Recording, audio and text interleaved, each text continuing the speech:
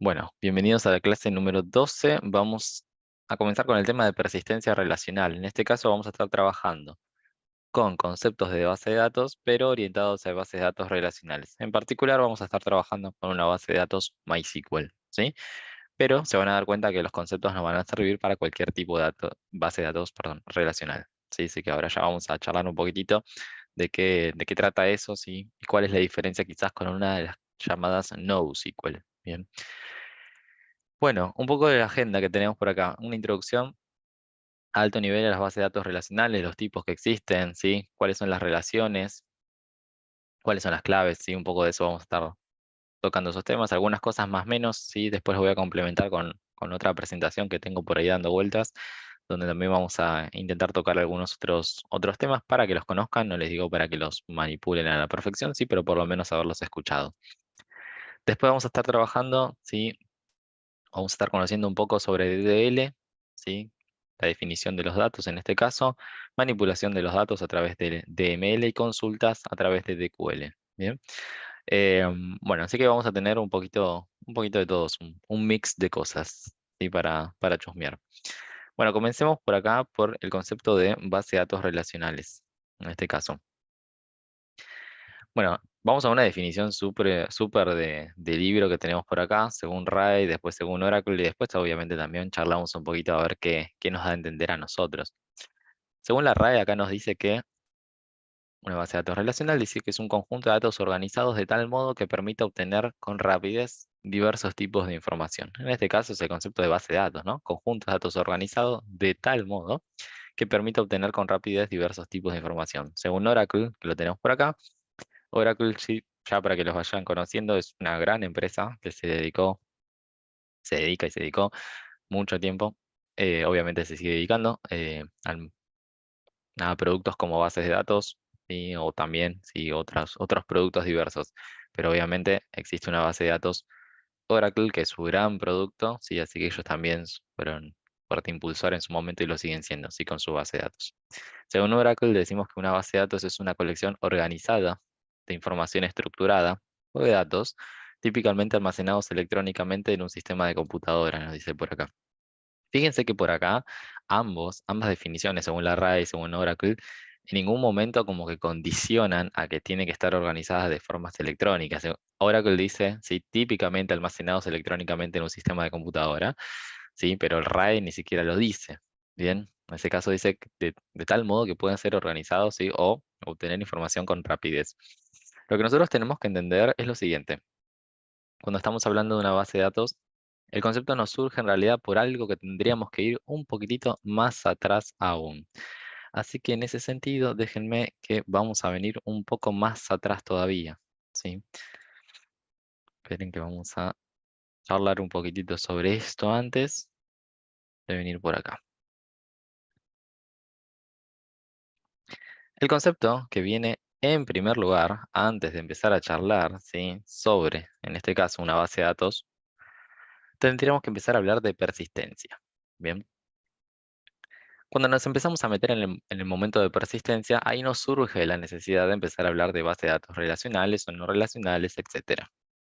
Decimos que en términos informáticos, ¿sí? En este caso dice, la persistencia se refiere a que el estado de un sistema, dice por acá, sobrevive más allá del proceso que lo creó.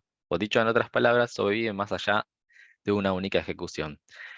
Para que se entienda un poco, pensemos un segundo algo muy sencillo de qué nos quiere decir que un sistema sea persistente. Bien, imagínense que nosotros tenemos un sistema de alumnos de gestión académica. Ahí tenemos dado de alta a todos nuestros alumnos, todos nuestros docentes, todas las materias, todas las inscripciones, etcétera.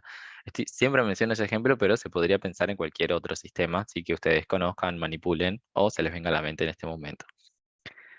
¿Qué pasaría si a nosotros se nos corta la luz, ¿sí? En ese servidor donde teníamos dado de alta a todos esos alumnos, todas esas materias, todos esos docentes?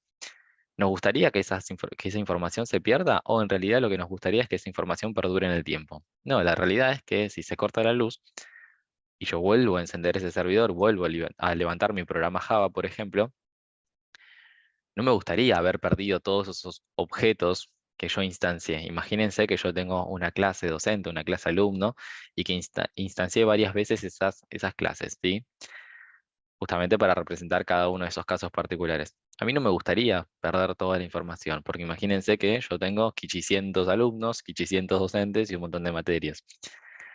Entonces, esos datos en algún lado los tengo que resguardar. De ahí viene el concepto de, entonces necesito que mi sistema sea persistente. Bien, en ese sentido decimos que un sistema es persistente si sobrevive más allá de una única ejecución. O lo que es decir, sus datos sobreviven más allá de una única ejecución. Significa que si el programa se apaga, se cae, ¿sí? O por algún error se bajó o lo que sea, los datos van a estar guardados en algún lugar y yo los voy a poder recuperar. Obviamente, cuando hablamos de que esos datos son persistentes, yo en ningún momento los estoy condicionando de que tienen que estar guardados en cierto lugar. Fíjense que acá la definición decimos, esto se logra en la práctica almacenando dicho estado del sistema, o imagínense que ahí dice almacenando dicho estado de los datos en algún medio persistente, tal como una base de datos o archivos. De hecho, fíjense que nosotros implícitamente ya veníamos tocando el tema de persistencia cuando empezamos a leer archivos y cuando empezamos a escribir archivos. Fíjense que en realidad lo que ustedes están haciendo en el trabajo práctico y lo que hicimos en ese pequeño ejercicio integrador era leer archivos. Por ejemplo, ustedes están leyendo en el trabajo práctico, ¿sí? Esos archivos de partidos, esos archivos de pronóstico, etcétera. Y lo que nosotros hicimos en el ejercicio integrador era leer archivos, ¿sí? Que iban a representar a las materias, a las inscripciones, etcétera. Claramente, si nosotros estamos leyendo de esos archivos, esos datos, y después encima estamos escribiendo otros archivos para persistir esos datos, estamos teniendo un mecanismo de persistencia. Ese mecanismo de persistencia que estábamos teniendo hasta este momento era mediante archivos, que pueden ser mediante archivos SB, mediante archivos TXT, mediante cualquier tipo de archivos que se nos ocurra. Pero todavía no hemos tocado, ¿sí? El tema de base de datos. O sea que hasta ahí veníamos persistiendo, sí, pero en archivos. ¿Es una forma de persistir? ¿Escribir en un archivo o leer desde un archivo esos datos para que nosotros podamos instanciar a los objetos? Claro que sí. Bien. Pero existen otras formas también, no son las únicas. Entonces, decimos que existen varias estrategias de persistencias de datos de un aplicativo. Vamos a llamar un aplicativo a un sistema, sí, o a un programa genérico que nosotros venimos haciendo hasta ahora. Existe la persistencia en memoria, la persistencia en archivos. Después tenemos dos conceptos que llaman prevalencia y ortogonal, que claramente no lo vamos a explicar por acá porque queda por fuera del alcance, pero sí para conocer que existen. Y después viene la persistencia en base de datos. Base de datos objetos, base de datos NoSQL y base de datos relacionales. Entonces fíjense que al hablar de persistencia tenemos un mundo muy gigante, ¿sí? Pero nosotros nos vamos a estar centrando en lo que sea persistencia en base de datos relacionales en particular, ¿sí? Pero fíjense que existen muchas formas. De hecho, yo les voy a mencionar esta que dice en memoria y esta que dice en archivos y después ya nos vamos a ir para las bases de datos y vamos a volver a comenzar un poco desde ahí. Cuando hablamos de persistencia en memoria, estamos hablando que esos datos queremos que sobrevivan más allá de una ejecución, pero los datos los voy a almacenar en la memoria. En este caso, en la memoria principal. Cuando yo digo memoria principal, me estoy refiriendo a la memoria RAM. Pero ya habíamos hablado de que la memoria RAM tenía una particularidad. ¿De qué tipo era la memoria RAM? ¿Se acuerdan? ¿Qué sucedía si la memoria RAM se apagaba? Perfecto, era volátil, como me dice Martín. Entonces, que sea un medio volátil significa que si yo lo apago o se desconecta de la energía, todos los datos se pierden. Entonces ahí me choca un poco la definición, porque yo digo, por un lado, quiero persistir los datos para que duren más allá de una ejecución. Pero por el otro, me estás diciendo que existe el concepto de persistencia en memoria, pero yo ya sé que la memoria es volátil. Bueno, ok, momento, ahí tenemos dos cosas distintas. Por un lado, yo les aclaro que también existen memorias RAMs que son no volátiles o memorias RAM que se llaman memorias RAM persistentes. Bien. Esas memorias RAM, un poco ya lo habíamos dicho en su momento, existen, sí, son caras, sí, se usan, les voy a decir que sí, pero no se usan en una notebook, en una PC común, sino que en realidad puede ser que se encuentren en algunos servidores bastante importantes, ¿sí? No los voy a encontrar en una PC hogareña, digamos, ¿sí? Nunca. Sino que en realidad las voy a encontrar más, no sé, qué sé yo, en algún servidor de Microsoft, de AWS o de lo que sea, de algún, ¿sí? De algún importante que quizás utilice estas memorias persistentes, pero si no, no se usan. Bien, en la casa hogareña no se usan, o los servidores más comunes hogareños tampoco se usan. Eso por un lado, así que tenemos la posibilidad de persistir en memoria, sí, la memoria es sumamente rápida. Pero por el otro, también nosotros podemos elegir persistir en memoria si estamos realizando algunas pruebas en el sistema. Es decir, yo simulo que estoy guardando cosas, vamos a suponer en un archivo o en una base de datos, pero en vez de estar guardándolos en un archivo o en una base de datos, yo en realidad estoy guardando cosas en memoria, solamente por una cuestión de realizar pruebas, nada más. Bien. Así que también se puede hacer. De hecho, se usa muchísimo la persistencia de memoria para realizar pruebas. Aclaro una cosa también. Cuando nosotros hablamos de base de datos, algunas bases de datos puede ser que trabajen con persistencia de memoria. Es decir, que las bases de datos puede ser que vayan guardando sus propios datos también en una memoria. ¿Y por qué harían eso, de guardar sus datos en una memoria? Que recuerden que el medio más rápido para poder leer y escribir es la memoria RAM. Es el medio más rápido que existe. Algunas bases de datos trabajan resguardando sus datos en la memoria. Pero tienen que tener un cuidado. Si esa memoria otra vez, ¿sí?, se desconecta la energía, los datos puede ser que se pierdan. El tema es que ahí las bases de datos también hacen una doble cosa, que ya los vamos a charlar un poquitito, ¿sí?, en un ratito. Bueno, em, como acá les dije, sí, existen algunas bases de datos que trabajan también en memoria y acá hay un ejemplo que se llama SQLite. ¿Sí? Ahora hablamos un poco cuando lleguemos a base de datos, ahí sí les vuelvo a mencionar a esta SQLite y vuelvo a traer esta parte de persistencia en memoria para que entiendan un poquito, sí, algunas implementaciones que pueden llegar a ver. Después vamos a hablar de persistencias en archivos, que es un poco lo que ya nosotros veníamos haciendo de forma implícita, ¿sí?, persistiendo en archivos, ¿sí?, de texto, CSV y lo que sea. Decimos que la persistencia en archivos involucra guardar el estado de un sistema o el estado de los datos que manipula un sistema en uno o varios archivos distintos, para que luego el sistema o mi programa pueda recuperar esos datos volviendo a leer esos archivos, ¿sí? Entonces fíjense que dice, el sistema pueda continuar funcionando, ejecutando desde el mismo punto, es decir, como si nada hubiera pasado. Es un poco lo que a ustedes les sucede en el trabajo práctico. Ustedes en el trabajo práctico mínimamente tienen que leer 2 archivos, mínimamente, ¿sí? Pueden leer más archivos, sí, si generan más archivos podrían llegar a leer más. Pero fíjense también en el ejercicio integrador que hicimos la clase pasada, que terminamos la clase pasada. Fíjense que en ese ejercicio integrador nosotros también leíamos archivos, entonces leíamos distintos, mínimamente había 2, 3 archivos dando vuelta. Bueno, en realidad lo que estábamos haciendo ahí era justamente, yo estoy leyendo las materias que tenía desde un archivo, estoy leyendo que yo tenía, estoy leyendo desde un archivo los alumnos que yo tenía instanciados, y luego voy a generar las inscripciones también leyéndolo de un archivo. Entonces fíjense que ahí yo lo que estaba haciendo era cada vez que yo levantaba mi sistema o mi programita, simulaba que nada hubiera pasado, es decir, simulaba tener levantado todos los alumnos, todas las materias. ¿Por qué? Porque las estaba recuperando desde un archivo. ¿Bien? Ese era un poco el chiste justamente. ¿Qué tipos de archivos pueden existir? Bueno, pueden existir un montón. Fíjense que acá dicen, existen varios tipos de archivos o formatos a utilizar. Por ejemplo, los formatos pueden ser XML, CSV, que ya lo trabajamos, ya lo conocen, separados por puntos y comas. Los XML son un poco más tediosos, sí, para la lectura, porque son un poco más largos y cuando son un poco más largos para poder leerlos, nos lleva más complejidad computacional, ¿sí? Entonces eso puede ser que sea un poco más lenta la lectura, pero se siguen usando, obviamente. Archivos de ancho fijo, los JSONs, ¿sí?, que son los muy conocidos hoy en día y se usan muchísimo. Y bueno, también obviamente existen otros. Fíjense que acá yo en ningún momento puse TXT, pero tranquilamente nosotros podríamos estar guardando las cosas en un TXT común, con algún formato propio de nosotros y listo, ya está. También estaríamos hablando del concepto de persistencia. Bueno, vamos a pasar prevalencia y ortogonal, sí, que esto ya es muy ido, quizás para el curso, así que sepan que existe, pero no lo vamos a tener ahora en la mesa. Pero sí vamos a tirarnos otra vez por persistencia en base de datos y después vamos a volver a retomar la presentación por donde habíamos arrancado, la primera.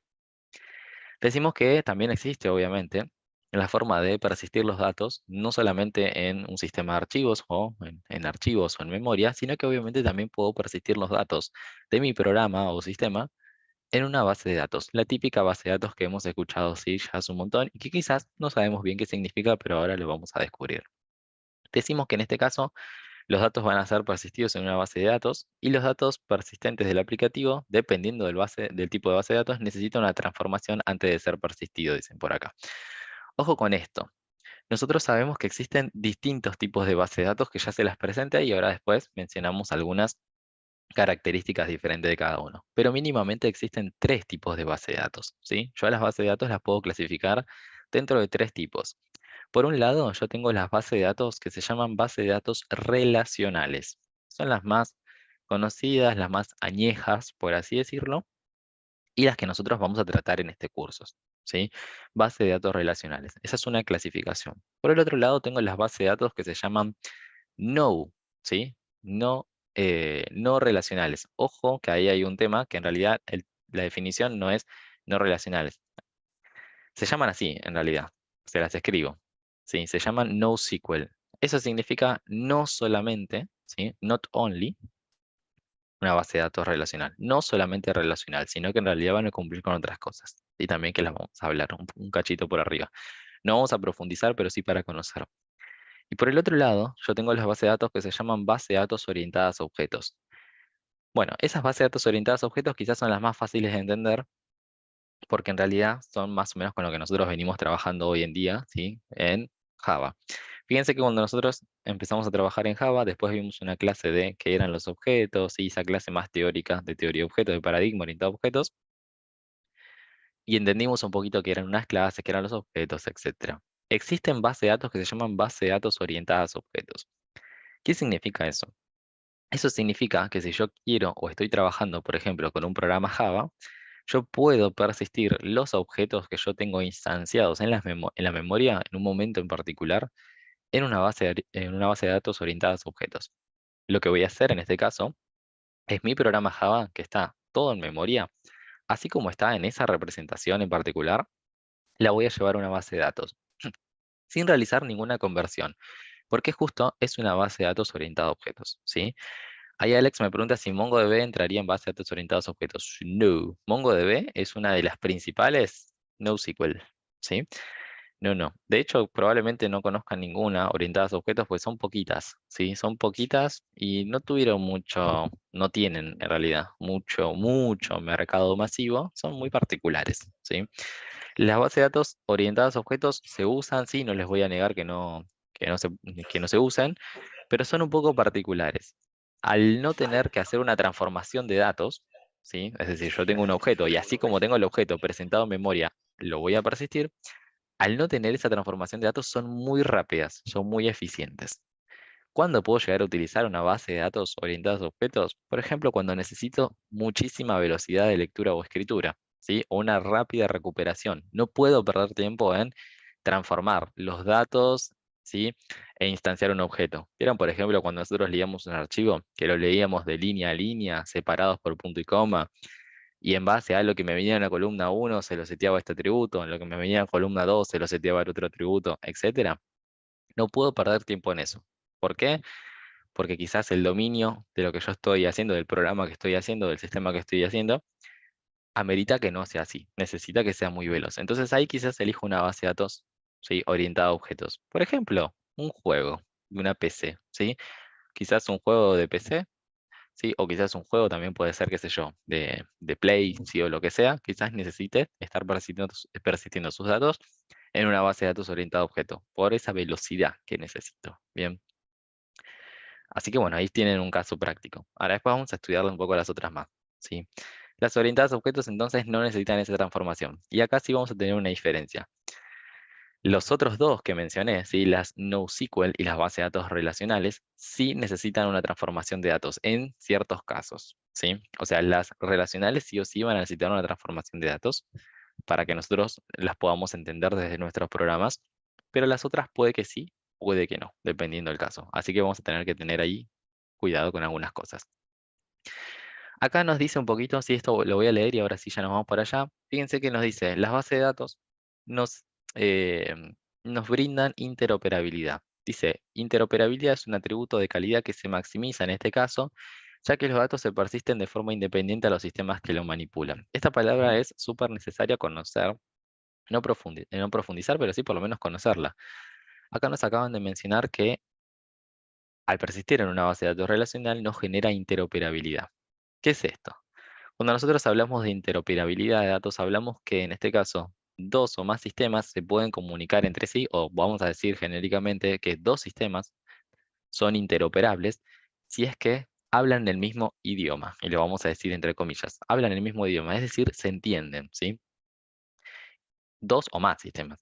En ese caso estaríamos diciendo que si esos dos o más sistemas se entienden es porque tienen algún formato en común. Si ese formato es estandarizado, ¿sí? Entonces ahí sí estamos hablando propiamente de interoperabilidad entre sistemas. Estamos hablando de que esos dos o más sistemas pueden conversar entre sí o se entienden porque en realidad están hablando el mismo formato y ese formato está estandarizado. Bueno, las bases de datos nos garantizan eso, ¿sí? Obviamente nos brindan interoperabilidad porque ya es un formato súper estandarizado y que se puede interpretar desde cualquier sistema, ¿sí? Entonces, fíjense que acá también nos dice la base de datos nos otorga mecanismos para poder recuperarse en caso de fallos, además de brindar reglas para resguardar la integridad de los datos. Eso está buenísimo, ¿sí? Porque las bases de datos acá en este caso nos pueden asegurar de que si esa base de datos se cae o el servidor donde está levantado se cae, se va a poder levantar, ¿sí? De forma eficiente. Y nos asegura que no va a haber una gran pérdida de datos. Eso también es depende, ¿sí? No vamos a entrar en detalles, pero obviamente no es que nunca voy a perder los datos, puede que sí, dependiendo de sí, justamente la arquitectura en la cual esté desplegada toda esta solución. Pero no nos vamos a meter ¿sí? En ese lío, vamos a hacer un pasaje muy rápido y muy por arriba ¿sí? De justamente estas cosas. Bueno, hasta acá, ¿cómo vamos, gente? ¿Vamos bien en esta introducción? Ahora nos vamos a meter, sí, propiamente en base de datos, pero ¿cómo venimos? ¿Bien?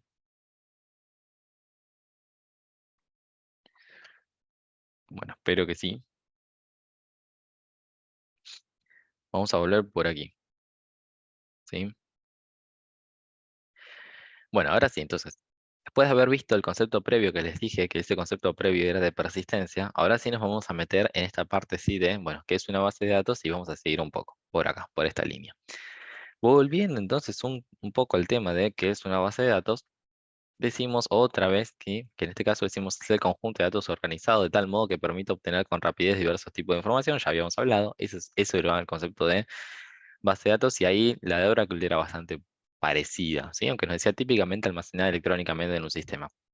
Para que se entienda, gente, una base de datos tal de lo que venimos diciendo por acá, ¿sí? Como veníamos hablando en la otra slide también, una base de datos es un sistema.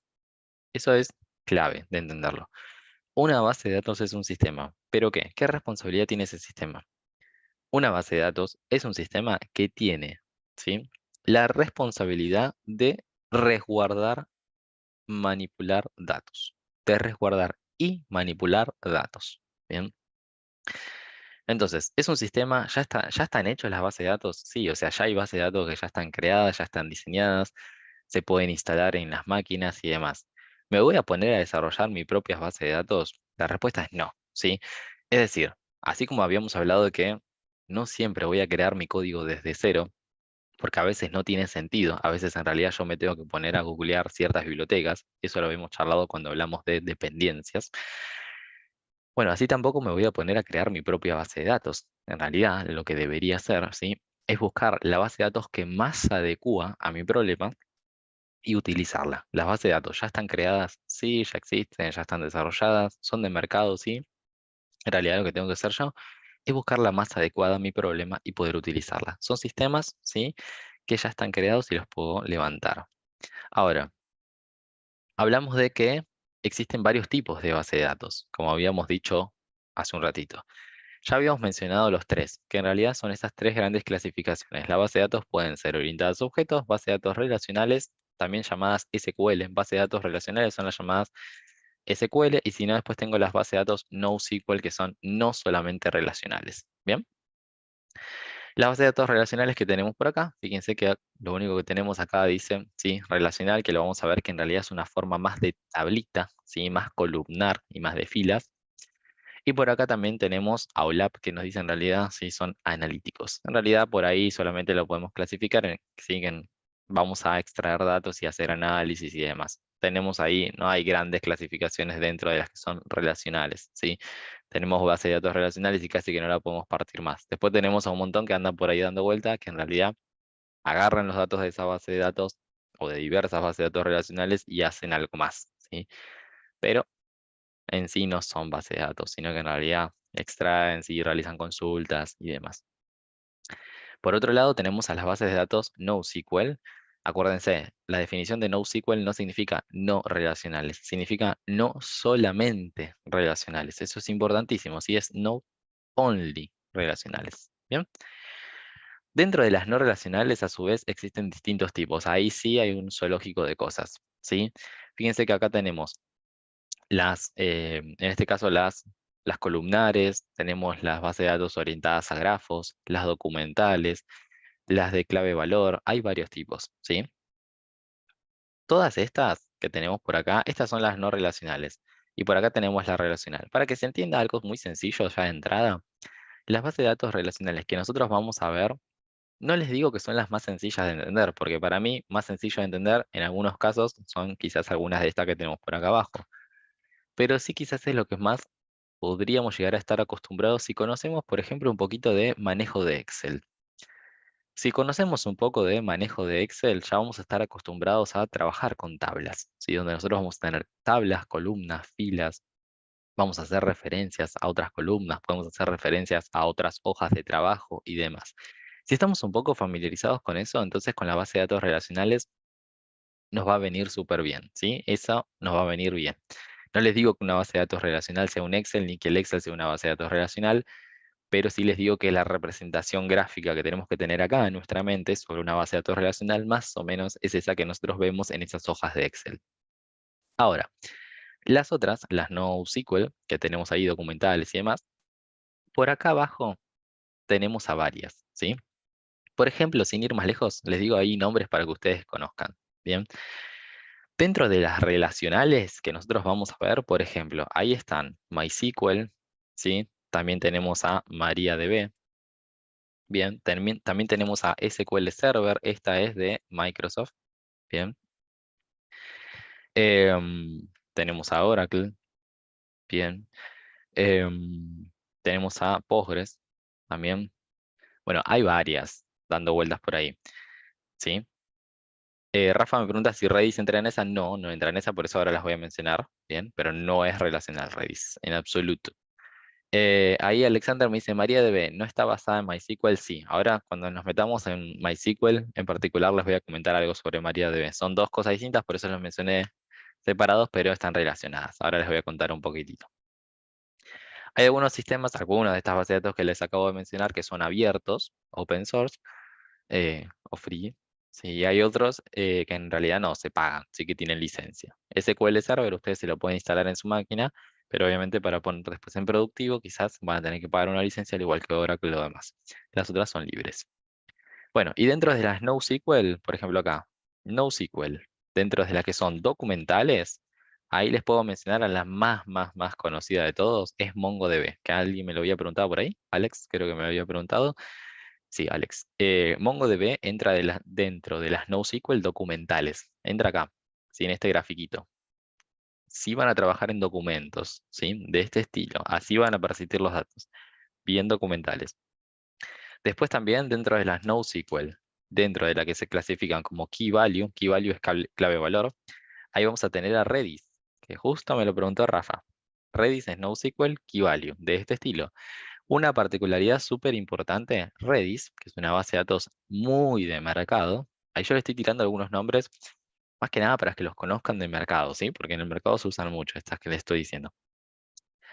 Redis, en este caso, algo muy particular es que trabaja con persistencia en memoria. Es muy rápida y eficiente porque es key value, es clave valor, pero además trabaja en memoria, ¿sí?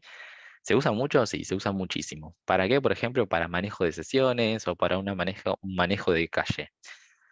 Nosotros utilizamos un mecanismo de caché cuando quiero obtener datos muy rápidos. En vez de ir a una base de datos final, donde yo tengo que ir a leer cosas y que quizás eso me lleva un poco más de tiempo, voy a una base de datos intermedia, que en este caso podría decir voy a un Redis que está intermedio, que tiene los datos cocinados en memoria, es decir, tiene los datos almacenados en memoria, y sé que voy a leer mucho más rápido desde la memoria que ir a leer al disco.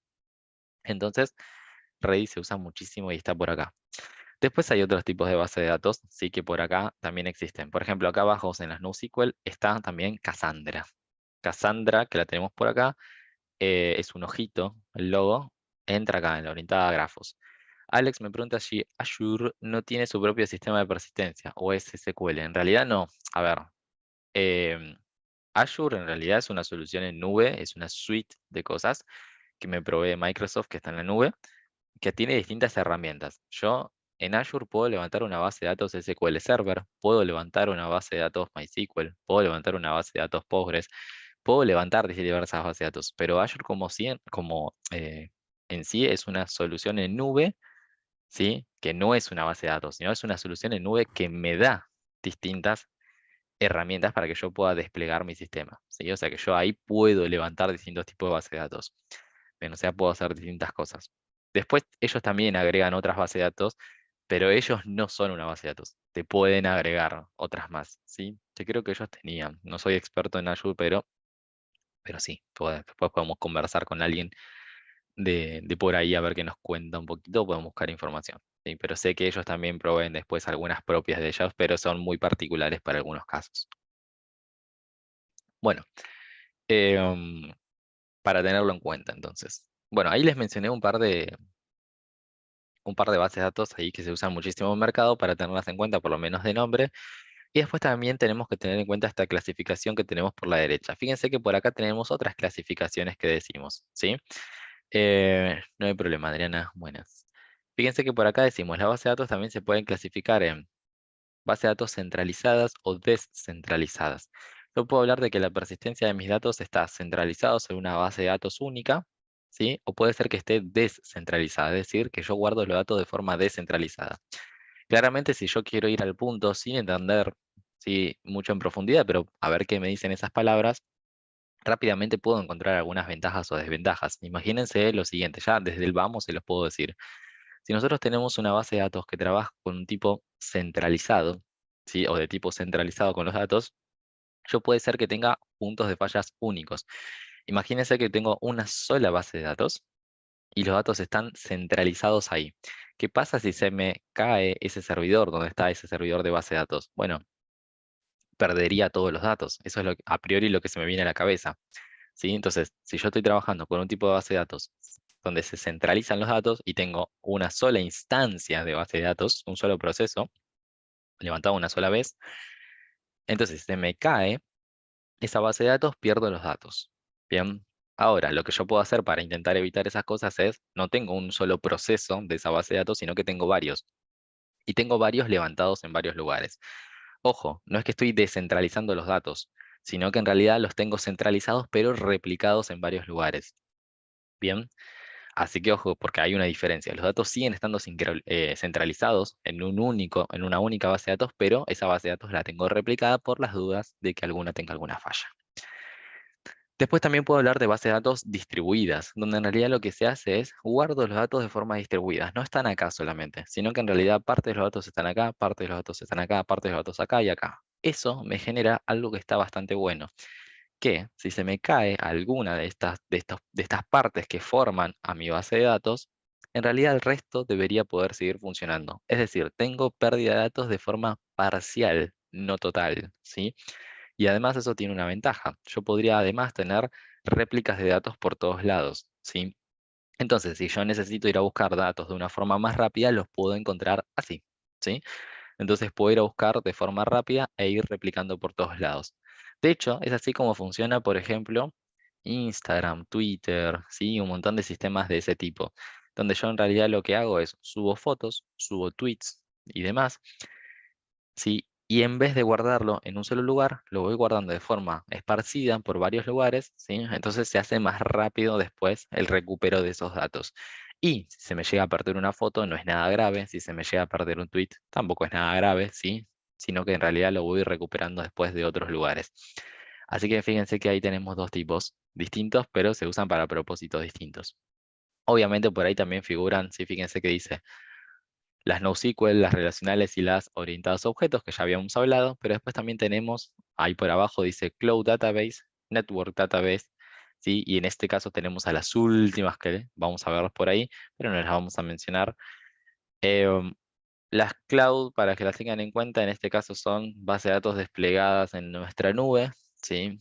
Que podríamos estar hablando de, no sé, las despliego como ahí me preguntaron en Azure, ¿sí? Es una suite, ¿sí? De herramientas que me provee Microsoft para poder desplegar, ¿sí? Mi solución en la nube, en servidores que yo desconozco dónde están ubicadas físicamente y las puedo tener por ahí. Y Rafa me menciona, por ejemplo, Firebase. Firebase también es una solución en nube, en este caso, ¿sí? me permite o me trae una base de datos en nube donde yo puedo directamente almacenar los datos para allí, bien, y no tengo instalado nada local, ni en mi máquina, ni en mi servidor, y si no tengo otras instaladas localmente. Bueno, esto es más a modo introductorio, tampoco vamos a salir expertos de acá, pero sí por lo menos conocer un poquito qué hay en el mercado y de qué se clasifica en esto. Vamos avanzando un poco más. Las bases de datos decimos que las bases de datos relacionales, en este caso, ahora sí vamos a hablar propiamente de las relacionales. Decimos que se hicieron popular en los años 80, creo que yo por ahí tenía la fecha, no me acuerdo en qué fecha. Em, pero para que tengan en cuenta, la teoría relacional que vamos a estar hablando un poco es muy vieja, ¿sí? O sea, en realidad tampoco estamos hablando de que es los años 30, ¿no? Pero es algo viejo. Es una teoría vieja y en realidad todo viene concepto matemático. Después de el avance tecnológico, el contexto, digamos, tecnológico nos permitió obviamente llevarlo implementando. Realmente es una base de datos. Pero después por atrás hay teoría matemática dando vuelta, ¿sí? Decimos que los elementos de una base de datos relacional se organizan como conjunto de tablas con columnas y filas, ¿sí? Para que lo tengan bien visual, vamos a estar trabajando con columnas y filas. Las columnas, acuérdense, verticales, filas horizontales, ¿sí? Esto lo aclaro porque siempre hay algunas personas que se confunden, ¿sí? En cuáles son columnas y filas. Filas horizontales, columnas verticales. La tecnología de base de datos relacional proporciona la manera más eficiente y flexible, dice, de acceder a la información estructurada. Ojo con esto, porque decimos, las bases de datos relacionales son súper eficientes y son flexibles, pero si los datos son estructurados. Si los datos no son estructurados, es decir, vienen de cualquier forma, entonces no es la forma más eficiente. Puede ser que tenga que utilizar otro tipo de bases de datos, probablemente una no solamente relacional, que sea un poco más flexible. Cuando hablamos de datos estructurados, hablamos de justamente esos datos que ya están fuertemente tipificados, que no varían en el tiempo, sí pueden variar en cantidad. Sí, pero no pueden variar en los datos que yo necesito. Es decir, no puedo decirle, bueno, a ver, de estos necesito tal cosa y después el mes que viene me incrementan o me decrementan tantas columnas más y menos. No, la información siempre está estructurada de esa forma y a lo sumo voy sumando en cantidad. Son eficientes para esos casos. Para otros casos ya no es la forma más eficiente de acceder a esos datos. Fíjense que por acá nosotros tenemos, ¿sí? En este caso a un ranking, ¿sí? En este caso de los más utilizados, si quisieran, ¿sí? Y que van teniendo por acá. Fíjense, tenemos a Oracle, bien de mercado, bien. Fíjense que por ahí nosotros, a ustedes ahí tienen los puntajes y las descargas que también se utilizan y demás. Esta primera. Después viene MySQL. Acuérdense que Oracle en este caso tiene licencia, ¿sí? No es una libre, tiene licencia para poder utilizarla. Después tienen a MySQL, por ahí dando vuelta. MySQL sí es la principal libre, digamos, sí que ustedes pueden utilizar. De hecho, nosotros vamos a usar esa. Después ya viene el Microsoft SQL Server. Después viene Postgres. MongoDB, acuérdense que acá están todas mezcladas, o sea que acá en realidad MongoDB ya es NoSQL, bien, pero está por acá. Después viene Redis. Después por acá tienen a IBM DB2. Después por acá tienen a Elasticsearch, Microsoft Access y SQLite. Acuérdense que estas SQLite trabajan en memoria, como les dije, ¿sí? Y ahora rememoro un poquito eso. Ese es el top 10. Fíjense que por ahí están. SQLite, en este caso, es una base de datos relacional, pero que persiste sus datos en memoria. ¿Dónde pueden ver mucho SQLite? Que se usa muchísimo. SQLite puede trabajar tanto en memoria como en archivos físicos. ¿Y se usa mucho en dónde? Acá, en los teléfonos, ¿sí? Los teléfonos utilizan muchísimo bases de datos SQLite. En ese sentido, todo aplicativo que necesite guardar sus datos de forma estructurada, ¿sí? En este caso, dentro de un teléfono, probablemente utilice alguna implementación de SQLite, donde va guardando cosas en ese teléfono y también las va persistiendo en memoria en ese teléfono, ¿sí? Así que se usa mucho en los teléfonos, pero obviamente también en otros tipos de sistemas. Así que bueno, fíjense que por acá tenemos el top 10 de los más utilizados y dando vueltas por aquí. Bueno, avanzamos una más. Bien, así es como gráficamente nosotros vamos a ver a nuestras bases de datos relacionales. Fíjense que en realidad cada uno de estos rectangulitos que tenemos por acá son entidades. A estas entidades las vamos a llamar tablas, ¿sí? En realidad son entidades a las cuales vamos a llamar genéricamente tablas. Bien, cada una de esas entidades o tablas va a tener un nombre. Preferentemente los vamos a poner en singular, pero después cada cada trabajo, ¿sí? O sea, cada empresa, cada equipo de trabajo puede llegar a tener alguna convención en particular, ¿sí? Que ahora les voy a dar diferencias de por qué puede estar en singular o no. Entonces, tenemos entidades, las cuales vamos a llamar tablas, que se representan, ¿sí? En estos rectangulitos que vemos por acá. Cada una va a llevar un nombre. Fíjense que después por acá tenemos también relaciones entre las tablas, así como en el diagrama de clases también lo teníamos. Acuérdense que en un diagrama de clases también estábamos representando clases y también teníamos relaciones. Bueno, acá también van a haber relaciones, pero estas relaciones se dibujan diferentes. Fíjense que acá, obviamente, tenemos una relación entre esta tabla o entre esta entidad y la otra entidad, una relación entre esta entidad y la otra, una relación entre esta entidad y la otra, etcétera. Bien, pero fíjense cómo se dibujan de este estilo, que ahora vamos a ver qué significa cada una de esas. Bien, cada una de esas son relaciones. Y después tenemos algunos conceptos más. Fíjense que por acá tenemos ahí una llavecita que dice, y después tenemos algunos rombitos por ahí. Cada tabla dentro suyo, o cada entidad dentro suyo, va a tener distintas columnas, ¿sí? Esas columnas van a representar justamente los datos que a nosotros nos interesan guardar. Por ejemplo, vamos a ver por acá, ¿sí? Un ejemplo bien sencillo. Fíjense que acá dice, Customer ID es una columna, que en este caso va a contener un valor propio que diferencia de forma unívoca, ¿sí? En este caso, a este cliente del otro. A este cliente del otro y a este cliente del otro. Fíjense que acá dice, en este caso, primary key. Eso significa que justamente esta columna, que se llama Customer ID, que tiene estos valores, tiene una clave primaria. Toda entidad, ¿sí? En una base de datos relacional debe contener al menos una clave primaria. Y una clave primaria es una clave que diferencia a esa fila del resto de forma unívoca. Ahora les voy a ir repasando esa teoría, así también les queda.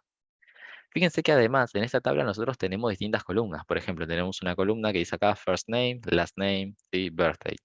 Entonces, fíjense que nosotros por ahí tenemos a distintas columnas. Obviamente, dentro de cada de esas columnas nosotros vamos a poder almacenar justamente los datos correspondientes. Algo súper importante a tener en cuenta. Cada columna va a tener un tipo de dato. El concepto de tipo de dato ya lo habíamos visto en clase 1 y volvemos a traerlo por acá.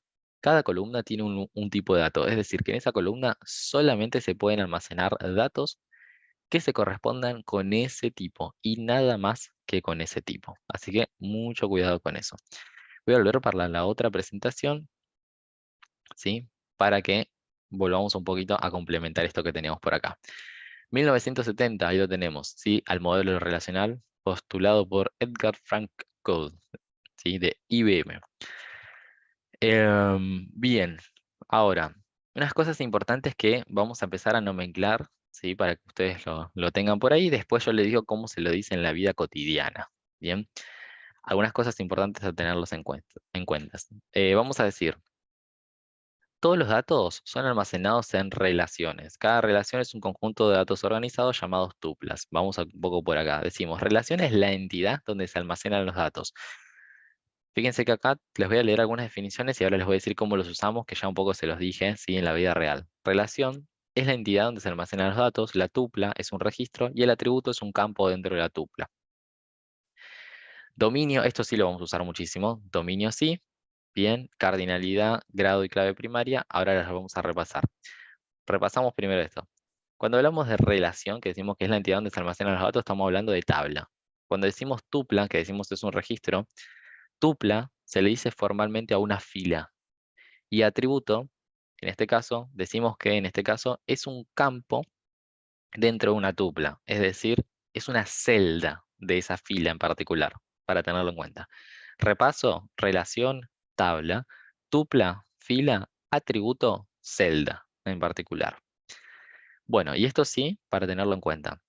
Dominio, decimos, es el conjunto de valores posibles que puede tomar un atributo, es la menor unidad semántica de información.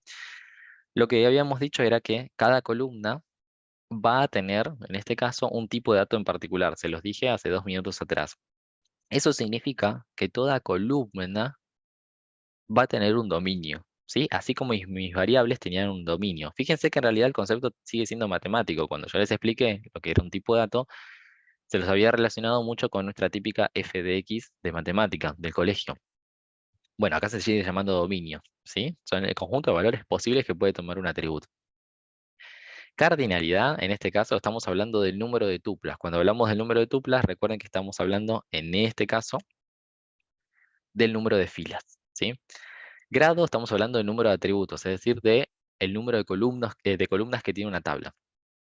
Y clave primaria es el identificador unívoco de cada tupla. Fíjense que por acá tenemos otro ejemplo donde están también marcados. En este caso estamos guardando, podría llamarse esta tabla alumno. Fíjense que tenemos una columna que se llama alu legajo, otra columna que se llama alu nombre, alu fecha de nacimiento, y por acá tenemos alu regional.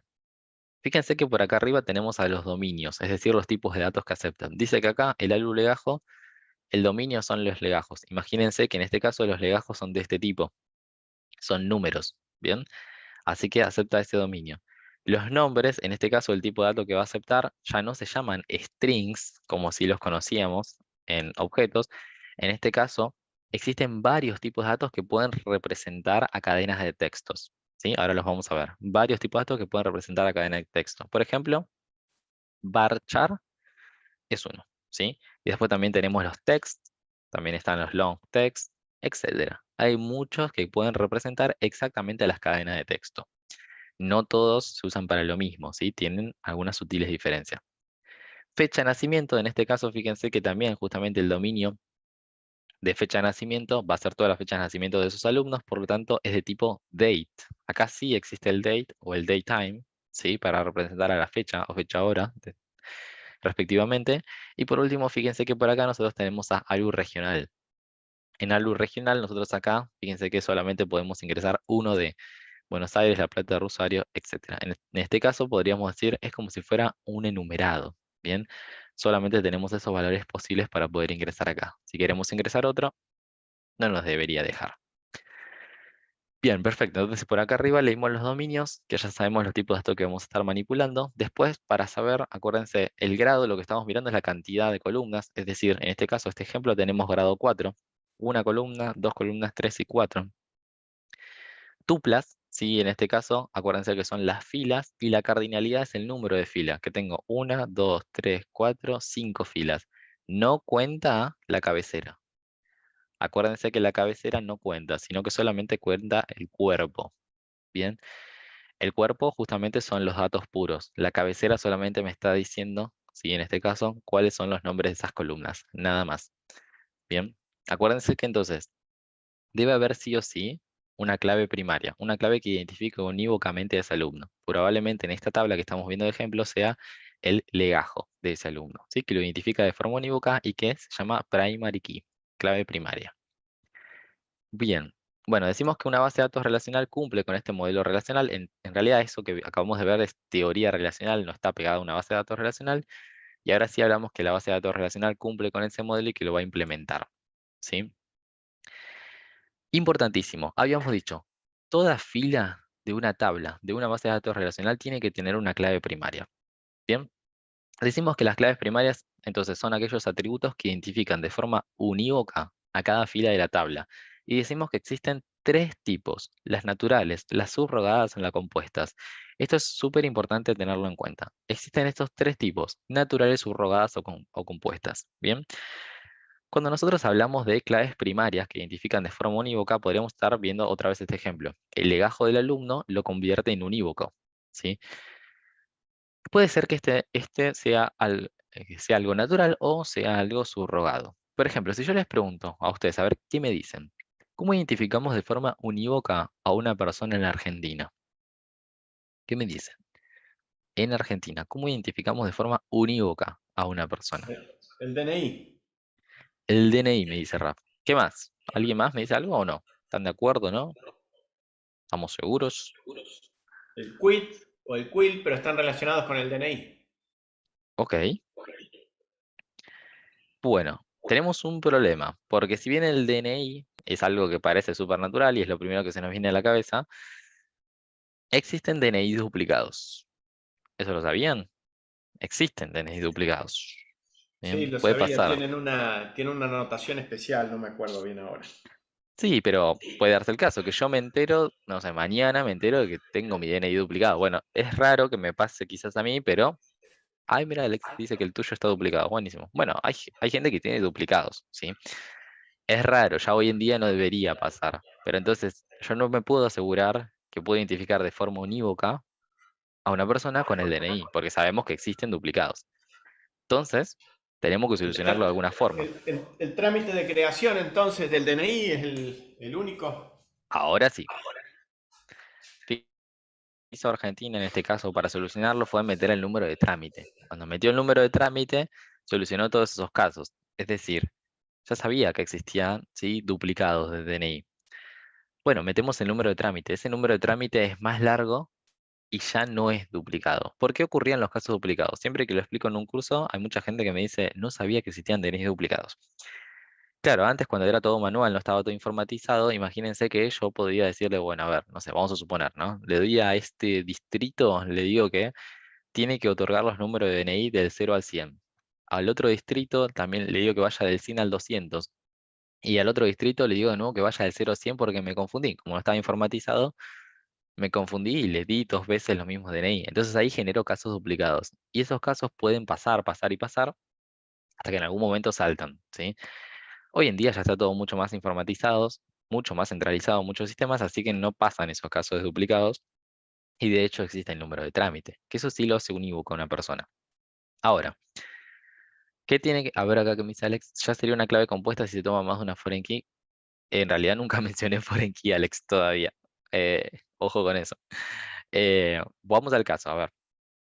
Cuando hablo de claves naturales, estoy hablando, en este caso, eh, de algo que lo identifica de forma unívoca, pero es algo natural del dominio. Por ejemplo, si nosotros nos reunimos, ¿sí?, y decimos qué nos identifica unívocamente a cada uno de nosotros, tendríamos que encontrar algo natural, algo que sea natural de cada uno que nos identifique de forma unívoca. Si encontramos algo natural, es decir, no inventado, que nos clasifique de forma unívoca a cada uno de nosotros, entonces hemos encontrado una clave llamada natural.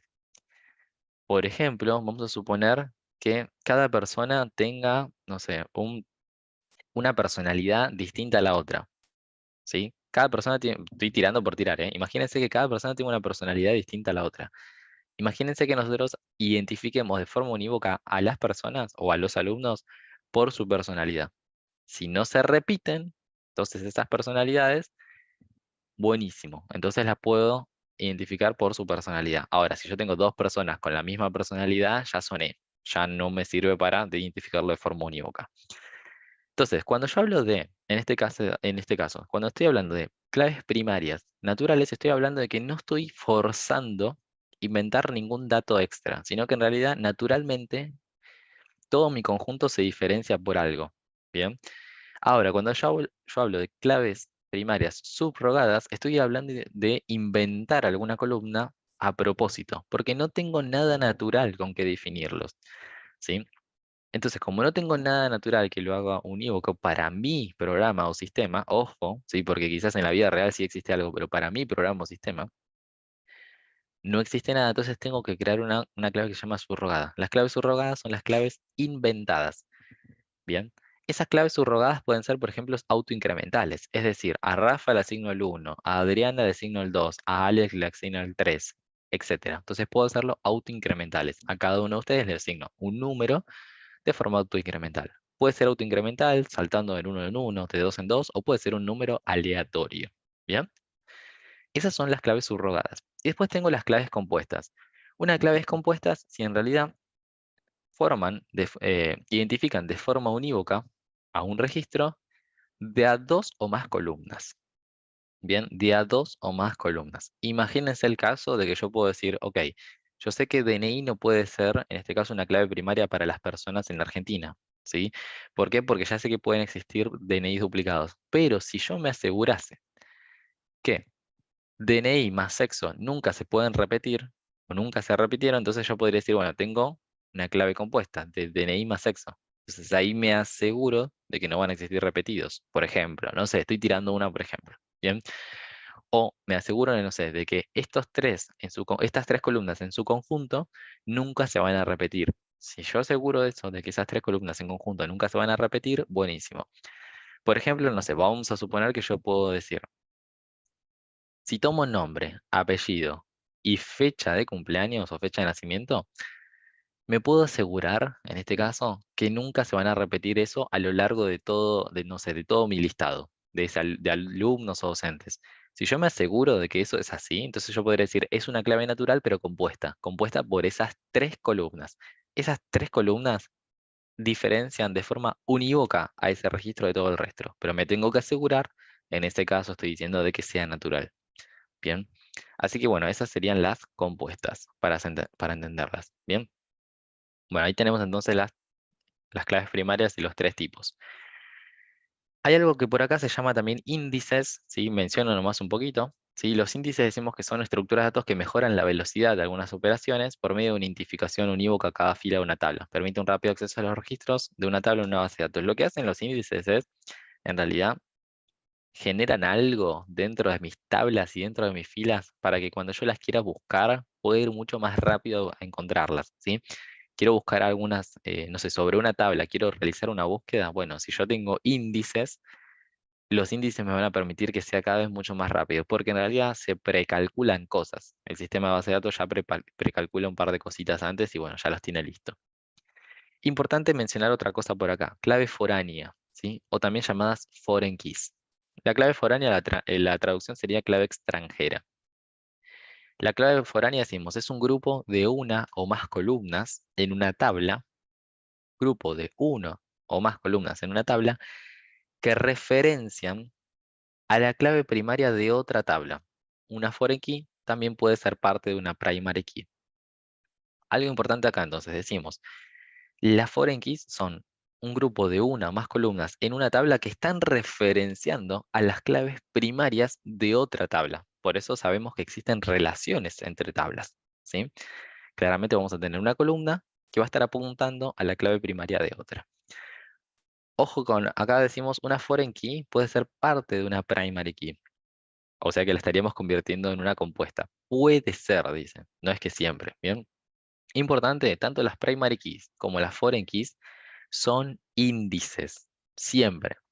Siempre se van a generar índices sobre las columnas que son primary key o sobre las columnas que son foreign keys. ¿Por qué? Porque generalmente se quieren realizar búsquedas sobre esas columnas. Bien. Bueno, ahora vamos a ver un poco de relaciones, pero decimos, algunos de los tipos de datos más utilizados son, por ejemplo, varchar, ¿sí? Para representar cadena de caracteres compuesto por letras, números y caracteres especiales. Los varchar tienen una longitud. Ustedes le pueden decir, por ejemplo, quiero un varchar de 2. No sé, quiero un varchar de 2 solamente. O cualquier cosa escribí. Varchar de 2. O puedo decir varchar de 200 caracteres o como máximo 255. Después, si quiero un poco más, tengo también ahí los text, ¿sí? Que ya no lo especifico la longitud, pero ya tiene una longitud mucho mayor. Después tengo para los números, tengo integer, tengo doubles, ¿sí? Tengo por ahí, también tengo que especificar siempre la precisión decimal que quiero con cada uno, ¿sí? Eso lo voy a tener que hacer, precisar un poco los decimales que necesito guardar y demás. Existen varios tipos numéricos, muchos. Están los datetime o los dates, ¿sí? Que se manejan las fechas o fecha y hora. Hay muchos más, ¿sí? En las bases de datos generalmente no existen los booleanos, en algunas sí, en algunas no. Bien, por ejemplo, en una base de datos SQL Server existen los booleans, en una base de datos MySQL no, sino que en realidad se transforma a ceros y unos, ¿sí? Dependiendo de la base de datos que esté utilizando en concreto, puede ser que tenga algunos tipos de datos distintos que en otras, ¿sí? O sea que no todas van a tener exactamente los mismos. Estos sí, que están viendo en pantalla, van a estar en todos. Siempre van a encontrar varchar, siempre van a encontrar integer, doubles, datetime, date, ¿sí? Text, long text, esos tipos de datos siempre los van a encontrar en todos lados, pero hay algunos que pueden ser propios de esa base de datos en particular, ¿sí? Así que eso también para tenerlo en cuenta. Eh, bien, bueno, una cosita más ahí para mencionar, ahora nos vamos a las relaciones que son súper importantes, pero acá tenemos algunas que se llaman constraints, que se llaman restricciones en realidad. Decimos que las constraints son restricciones al modelo que se utilizan para limitar el tipo de dato que puede ingresarse a una tabla. Se especifican cuando una tabla se crea por primera vez o posteriormente realizando una actualización. Son restricciones a nuestras tablas, ¿sí? A las columnas, a los valores, perdón, que pueden tomar las columnas de nuestras tablas. Existen algunas que son las más comunes, más populares y conocidas. Por ejemplo, yo puedo tener una restricción o una constraint llamada not null. Eso significa que esa columna no acepta valores nulos. Yo no puedo dejar esa columna vacía, sí o sí le tengo que agregar algo. Otra restricción podría ser la de unique. Esa significa que no acepta valores repetidos. A lo largo de toda la tabla no se puede repetir exactamente ese valor en esa columna. Bien, esa es la restricción de unique. Después tengo la de check o enum, que decimos que verifica que los valores cumplan con determinada condición. Bueno, los checks o los enums, en este caso decimos, por ejemplo, ¿se acuerdan en el ejemplo que teníamos al principio que decía en ALU regional solamente se puede aceptar Buenos Aires, Rosario, etcétera? Bueno, si yo quiero restringir a que solamente se agreguen esos valores, los puedo poner en una restricción de tipo check. Yo le digo, solamente acá se pueden escribir estas 5 palabras y nada más que estas 5 palabras. Bien. Y después tengo restricciones también de primary keys y foreign keys. Rafa, dime.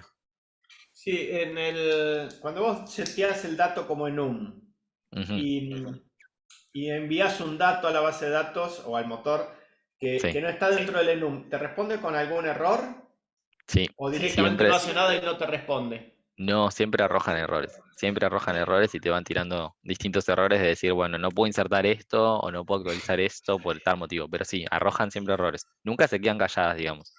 Siempre me van a ir avisando qué sucede. Bien. Bueno, también tengo algunas restricciones que son de primary keys y de foreign keys. La restricción de primary key, para que lo tengan en cuenta, importante, es una constraint compuesta. ¿Qué significa eso? Cuando nosotros decimos que esa columna es primary key, se la abrevia PK, ¿sí? Estamos diciendo que esa columna no puede ser nula y tiene que ser única. O sea que en realidad primary key es un conjunto de estas dos. Si yo digo que es primary key es no nula y única. Eso es importante. Y cuando digo que es foreign key, en realidad lo que estoy diciendo, ¿sí? Es que tiene sí o sí que estar referenciando al ID de otra tabla. Yo sé de qué tabla, porque tengo que indicar a qué tabla estoy referenciando, ¿sí? Pero tiene que estar sí o sí apuntando al ID de otra tabla. Es decir, yo no puedo agregar, no sé, vamos a suponer que yo ahí en esa columna tenía que estar referenciando al ID de materia. Vamos a suponer que el ID de materia es numérico y autoincremental. Yo no puedo poner en esa columna Pepito, porque Pepito no hace referencia a ninguna materia, ¿sí? Tampoco puedo poner materia 56 si es que solamente existen hasta materia 30, porque 56 no existe en esa tabla, ¿sí? Entonces, fíjense que foreign key lo que va a hacer es justamente verificar eso. Si falla estas restricciones, es decir, cuando yo quiero actualizar o guardar algún dato fallan o saltan alguna de estas restricciones, me lo va a avisar. La base de datos me va a decir, no puedo actualizar o no puedo insertar datos porque si esta restricción, sí, justamente no se está cumpliendo. Bien. Bueno, ahora sí vamos a pasar al término de relaciones. Tenemos las relaciones que decimos que son asociaciones entre tablas o entidades, se describen en la estructura de la base de datos y las relaciones describen cómo se vinculan una o más tablas entre sí. Hay muchas relaciones, que ahora vamos a ver. Pero antes de pasar ahí, vamos a hablar de la cardinalidad y modalidad.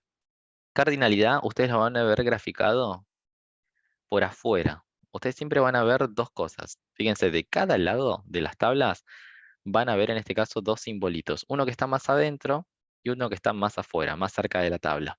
Repito, en cada relación entre tablas o entidades siempre van a ver, ¿sí? De ambos lados, van a ver dos simbolitos, uno que está más adentro y otro que está más afuera. Cuando digo más afuera me refiero a más cerca de la tabla. Los que están por afuera o más cerca de la tabla se llaman cardinalidad y los que están por adentro se llaman modalidad o se grafican, ¿sí? Más adentro se llaman modalidad.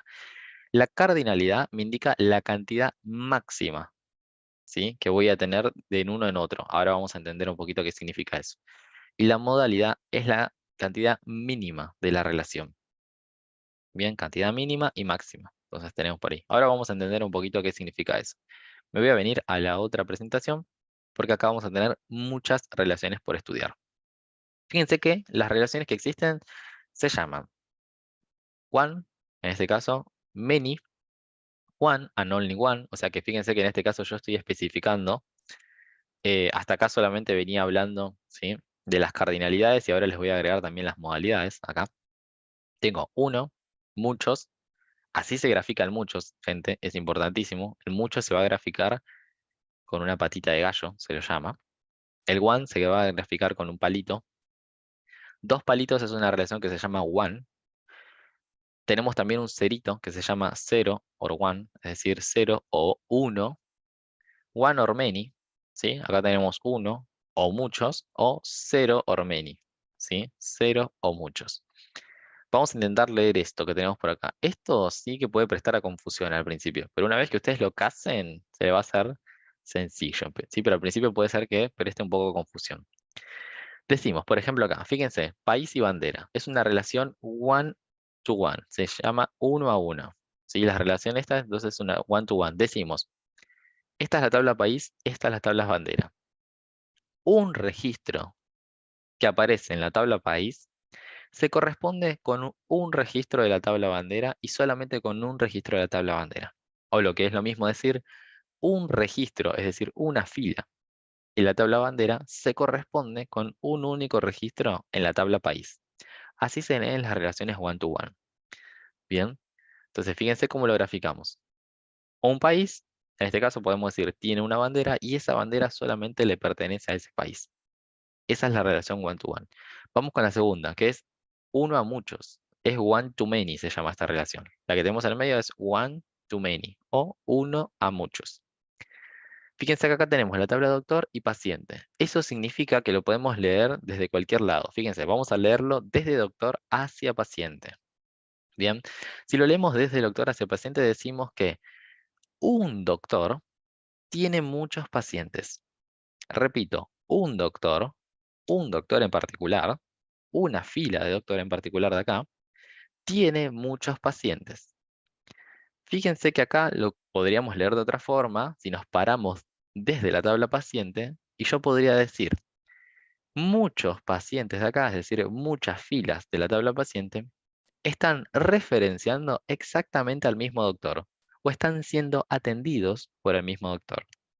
Bien, fíjense que en este caso, esta patita de gallo que ustedes ven por acá, significa que una fila de doctor puede aparecer muchas veces en la tabla paciente.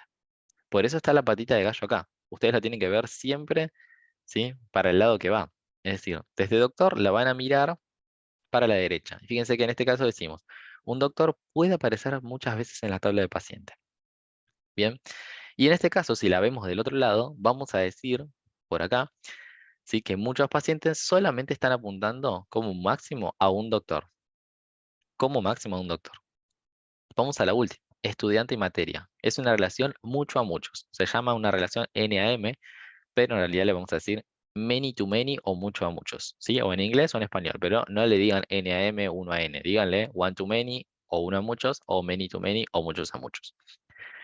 En este caso es una relación que vamos a decir, tenemos dos tablas o dos entidades, estudiante y materia. Vamos a decir lo siguiente. Un estudiante puede estar cursando muchas materias y una materia puede estar siendo cursada por muchos estudiantes. Bien, repito, entonces, un estudiante puede ser que esté cursando muchas materias, pero una materia en particular también tiene muchos estudiantes. Es una relación many to many. Bien, ahora, ojo, esta relación que tenemos acá, la de muchos a muchos, no es posible implementarla, ¿sí? En nuestras bases de datos relacionales. Para poder implementarlas, vamos a tener que romperla en una relación intermedia. Sí o sí, tenemos que romperlas en una relación intermedia con una tablita más. Es decir, esta que tenemos acá, la muchos a muchos, no es posible implementarla. Vamos a tener que generar dos relaciones one to many. Voy a pasar rápido, ¿sí? Por esta presentación que nos va a ir guiando un poquito y después volvemos para allá. Vamos a repasar entonces las relaciones. La relación one-to-one, decimos, es una relación entre dos entidades o tablas A y B, genéricas. Vamos a hablar que estamos hablando siempre entre dos entidades o dos tablas. Es una relación entre dos entidades A y B, en la cual decimos, un registro de la entidad A se corresponde con un único registro de la entidad B. La relación dice, puede ser unidireccional en cualquier sentido o bidireccional. Es decir, cualquiera de las dos tablas puede estar apuntando a cualquiera de las dos. Por ejemplo, miremos acá, dice, en este caso tenemos alumno que apunta a dirección. Fíjense que acá alumno tiene, es una tablita que tiene una columna que dice ID, que es una primary key, esa columna, que es de tipo integer, ¿sí? De longitud 11 como máximo. El apellido, que es un varchar, es decir, es texto, como máximo 50 caracteres. Y después tiene una foreign key, ¿sí? Cuya columna se llama dirección-id, es decir, estamos apuntando a la tabla dirección, a la columna ID, y que obviamente también respeta un integer 11, es decir, vamos a poder almacenar un numerito ahí. Acuérdense que por ser una foreign key, solamente acá puedo poner numeritos que allá sean primary keys, si no, no. ¿Bien? Entonces, fíjense acá, en este caso, alumno contiene la foreign key hacia dirección, pero dirección no está apuntando a alumno, pero sigue siendo una relación one-to-one. Un alumno tiene esa dirección y esa dirección, ¿sí? Solamente le pertenece a ese alumno. Puedo cambiarlo, puedo poner la foreign key de otro lado, es decir, puedo hacer unidireccional del otro lado. Fíjense que acá esta columna desapareció, la que decía en este caso dirección ID, y la moví para acá. Ahora dirección es quien apunta al alumno, ¿sí? Pero en este caso sigue siendo una relación one-to-one. Un alumno tiene una única dirección y esa dirección solamente le pertenece a un alumno. Entonces puedo hacerlo de cualquier lado o puedo hacerlo bidireccional. Es decir, ambas entidades se conocen entre sí. Alumno tiene una foreign que hace dirección, dirección tiene una foreign que hace alumno. Es la única relación que puede ser bidireccional a nivel tablas, ¿sí? A nivel tablas. Ahora nos vamos con una relación que es one to many, ¿sí? La que ya habíamos hablado de que es 1 a n, ¿sí? La que teníamos por ahí. Decimos que en la relación one to many es una relación entre dos entidades o tablas A y B, en la cual decimos un registro de la entidad A, un registro de la tabla A, un registro, acuérdense, es una fila, está siendo referenciado por muchos registros de la entidad B. Significa que A tiene muchos B. Como por ejemplo habíamos dicho, un doctor tiene muchos pacientes. A tiene muchos B, porque cada registro de la tabla B pertenece a un único registro de la tabla A. Fíjense acá, que decimos, un alumno puede tener muchos contactos o un doctor puede tener muchos pacientes. ¿Cómo se grafica? De esta forma. Bien, alumno tiene su primary key por acá, tiene su apellido, y en este caso tenemos tabla contacto que tiene su ID. Acá dice dato, tipo, no importa las columnas que tenga acá, pero fíjense que la foreign key está acá, está del lado B. Contacto, en este caso, está apuntando a alumnos. Como nosotros acá teníamos en el ejemplo recién, doctor y paciente. Paciente tendría por acá una columna que diga doctor ID. Y lo muy importante de entender es que muchas filas de esa tabla, pacientes, podrían haber estado apuntando exactamente al mismo doctor. Lo mismo que acá. Muchas filas de contacto pueden estar apuntando exactamente al mismo alumno. Vamos con la otra, porque esta no está en la presentación, pero es importante. Hay otra relación que se llama many to one. Many to one es cuando en realidad estoy leyendo una relación uno a muchos, pero me paro en la otra entidad. Fíjense que decimos acá. Es una relación entre dos entidades o tablas A y B, en la cual muchos registros de la entidad A están siendo referenciados perdón, están referenciando al mismo registro de la entidad B. Fíjense esto. Muchos registros de la entidad A están referenciando al mismo registro de la entidad B. Significa A pertenece a un B y B tiene muchos A. Porque cada registro de la tabla A referencia a un registro de la tabla B, pero B puede ser referenciado muchas veces. También se puede leer como muchos A pertenecen al mismo B. Esto es lo mismo que teníamos hasta ahora de doctor y paciente. Fíjense que yo había dicho, un doctor tiene muchos pacientes, pero muchos pacientes pueden ser atendidos por el mismo doctor. Bien, entonces la relación one to many y many to one se parecen mucho. ¿Qué hay en común entre estos? Decimos, si se tienen en cuenta dos entidades o dos tablas A y B, podríamos afirmar que si la entidad A o la tabla A tiene una relación one to many contra la entidad o la tabla B, entonces B tiene una relación many to one contra la tabla A. Es viceversa, digamos. Si de un lado de la relación yo lo leo como one to many, del otro lado lo veo como una relación many to one. Repito, si de un lado de la relación yo lo veo como uno a muchos, del otro lado yo lo veo como de muchos a uno. Fíjense que acá decimos, si A tiene una relación many to one contra la entidad B, entonces B tiene una relación one to many contra la entidad A. ¿Sí? Decimos que la relación entre las entidades A y B pueden llamarse de una u otra forma dependiendo del lado que yo esté mirando. En otras palabras, decimos que es una cuestión de perspectiva, es decir, de dónde me estoy parando. Bien. Bueno, fíjense acá, en este caso. Es dependiendo de cómo lo lea la relación, ¿sí? Por ejemplo, en este caso, venimos por acá y decimos, un contacto pertenece a un alumno y un alumno puede tener muchos contactos. O si no lo puedo leer como muchos contactos pueden pertenecer al mismo alumno. Lo mismo yo decía, en este caso, entre mis pacientes y doctor, ¿sí? Si yo lo miro, hay una relación one-to-many entre doctor y paciente, porque lo estoy mirando desde doctor. Un doctor tiene muchos pacientes, pero si lo miro desde pacientes, yo digo, muchos pacientes pueden estar siendo atendidos por el mismo doctor. Entonces lo estoy mirando del otro lado. Y de ese lado la relación sería many to one, muchos a uno, muchos pacientes siendo atendidos por el mismo doctor. Bien, y vamos con la última, que era la many to many. Decimos, many to many, una relación muchos a muchos, o la NAM que figuraba en la presentación. Decimos que es una relación entre dos entidades o tablas A y B, en la cual un registro de la entidad A puede estar siendo apuntado por muchos registros de la entidad B. Y un registro de la entidad B puede estar siendo aportado por muchos registros de la entidad A. Significa que A tiene muchos B y B tiene muchos A. Ojo con esto, porque nosotros teníamos un ejemplo que decía alumno materias. Yo les había dicho, un alumno puede estar cursando muchas materias y una materia puede estar siendo cursada por muchos alumnos. ¿Bien? A tiene muchos B y B tiene muchos A. Decimos que esta relación no es posible realizarla en el mundo relacional, ya que sería necesario tener múltiples foreign keys, dice, sin saber el número exacto en ambas tablas. Es decir, cada tabla debería tener columnas sin saber la cantidad exacta que nosotros tenemos de cada lado. ¿Por qué? Estamos hablando de muchos, no sabemos que hay tres, por ejemplo, involucradas.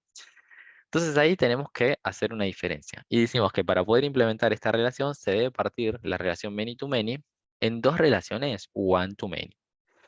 Y decimos que la entidad A debe tener una relación one-to-many contra la entidad C, considerada la entidad intermedia, y al igual que la B.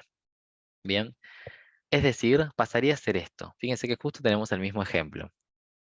Para poder implementarlo físicamente a esa relación voy a tener que generar algo así. Tengo la tabla alumno, tengo la tabla materia y necesito esta tabla intermedia. Esta tabla intermedia es la que va a estar apuntando, ¿sí? Que va a tener dos relaciones many to one o muchos a uno contra alumno y contra materia.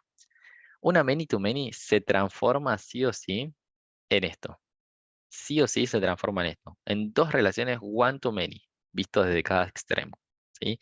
Sí o sí se va a transformar en esto para poder hacerlo. Donde acá vamos a tener en este caso dos claves primarias compuestas. ¿Sí? Perdón, una clave primaria compuestas. ¿Sí? Eso es lo que vamos a tener.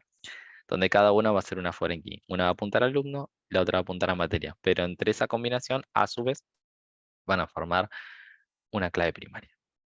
Bueno, eso es importante. Ahora, vamos a retomar un poco acá. Esas eran las relaciones. Ya vimos un poco qué significaban esto. Adelantamos, así que nos vamos a meter ahora sí a implementarlo un poquitito. Bien. Bien, SQL. ¿Qué es SQL? SQL no es un lenguaje de programación, gente. Quiero aclarar, ustedes no pueden decir yo programo en SQL. SQL no se programa, ¿sí?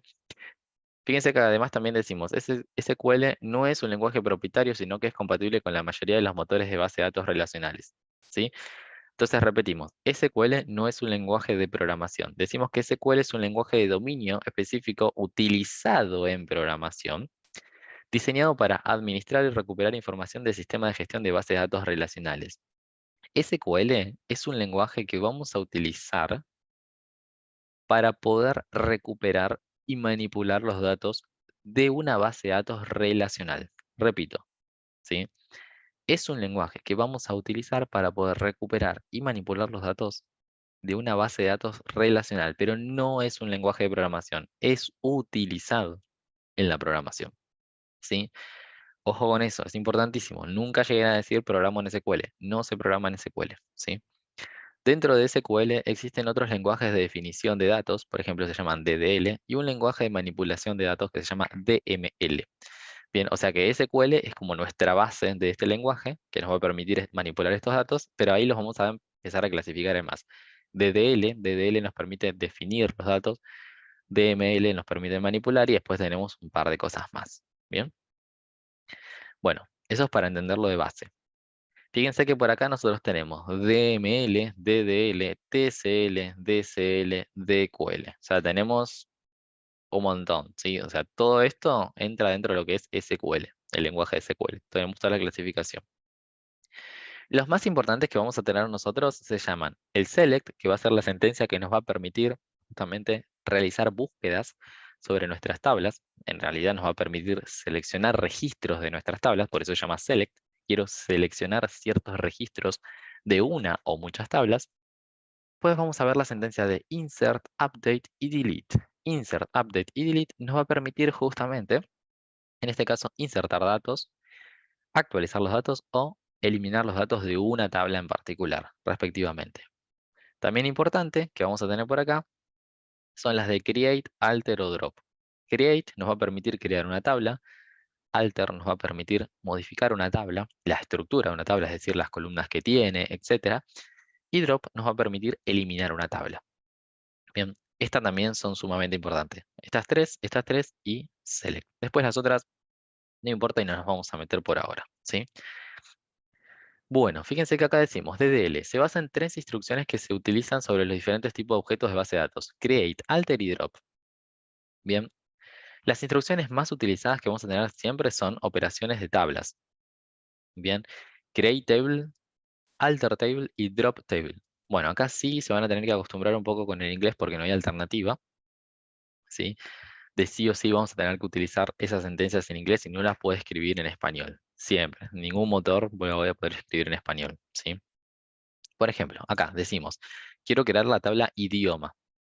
Fíjense que la sentencia es create table idioma, donde le voy a decir que va a haber una columna que se llama id, que va a ser de tipo integer, máxima longitud 11, es decir, máxima cantidad de caracteres 11. Después vamos a tener otra columna que se llama código, que va a ser de tipo varchar, máxima longitud de 45. Y luego por último vamos a tener nombre, la columna de nombre, también varchar, máximo 45. ¿Sí?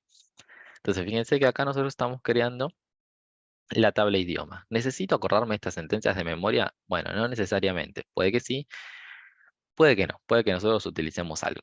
Ahora, antes de seguir con esto, yo ya quiero empezar a introducirlos en el Workbench, ¿sí? Que vamos a estar utilizando para que ustedes puedan manipular un poco la base de datos.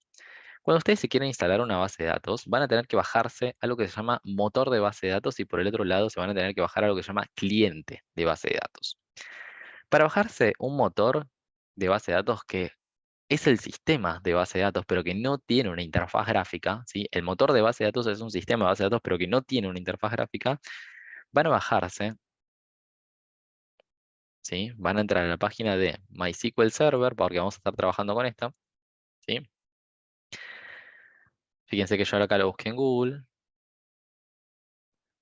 bien, y se van a bajar esto.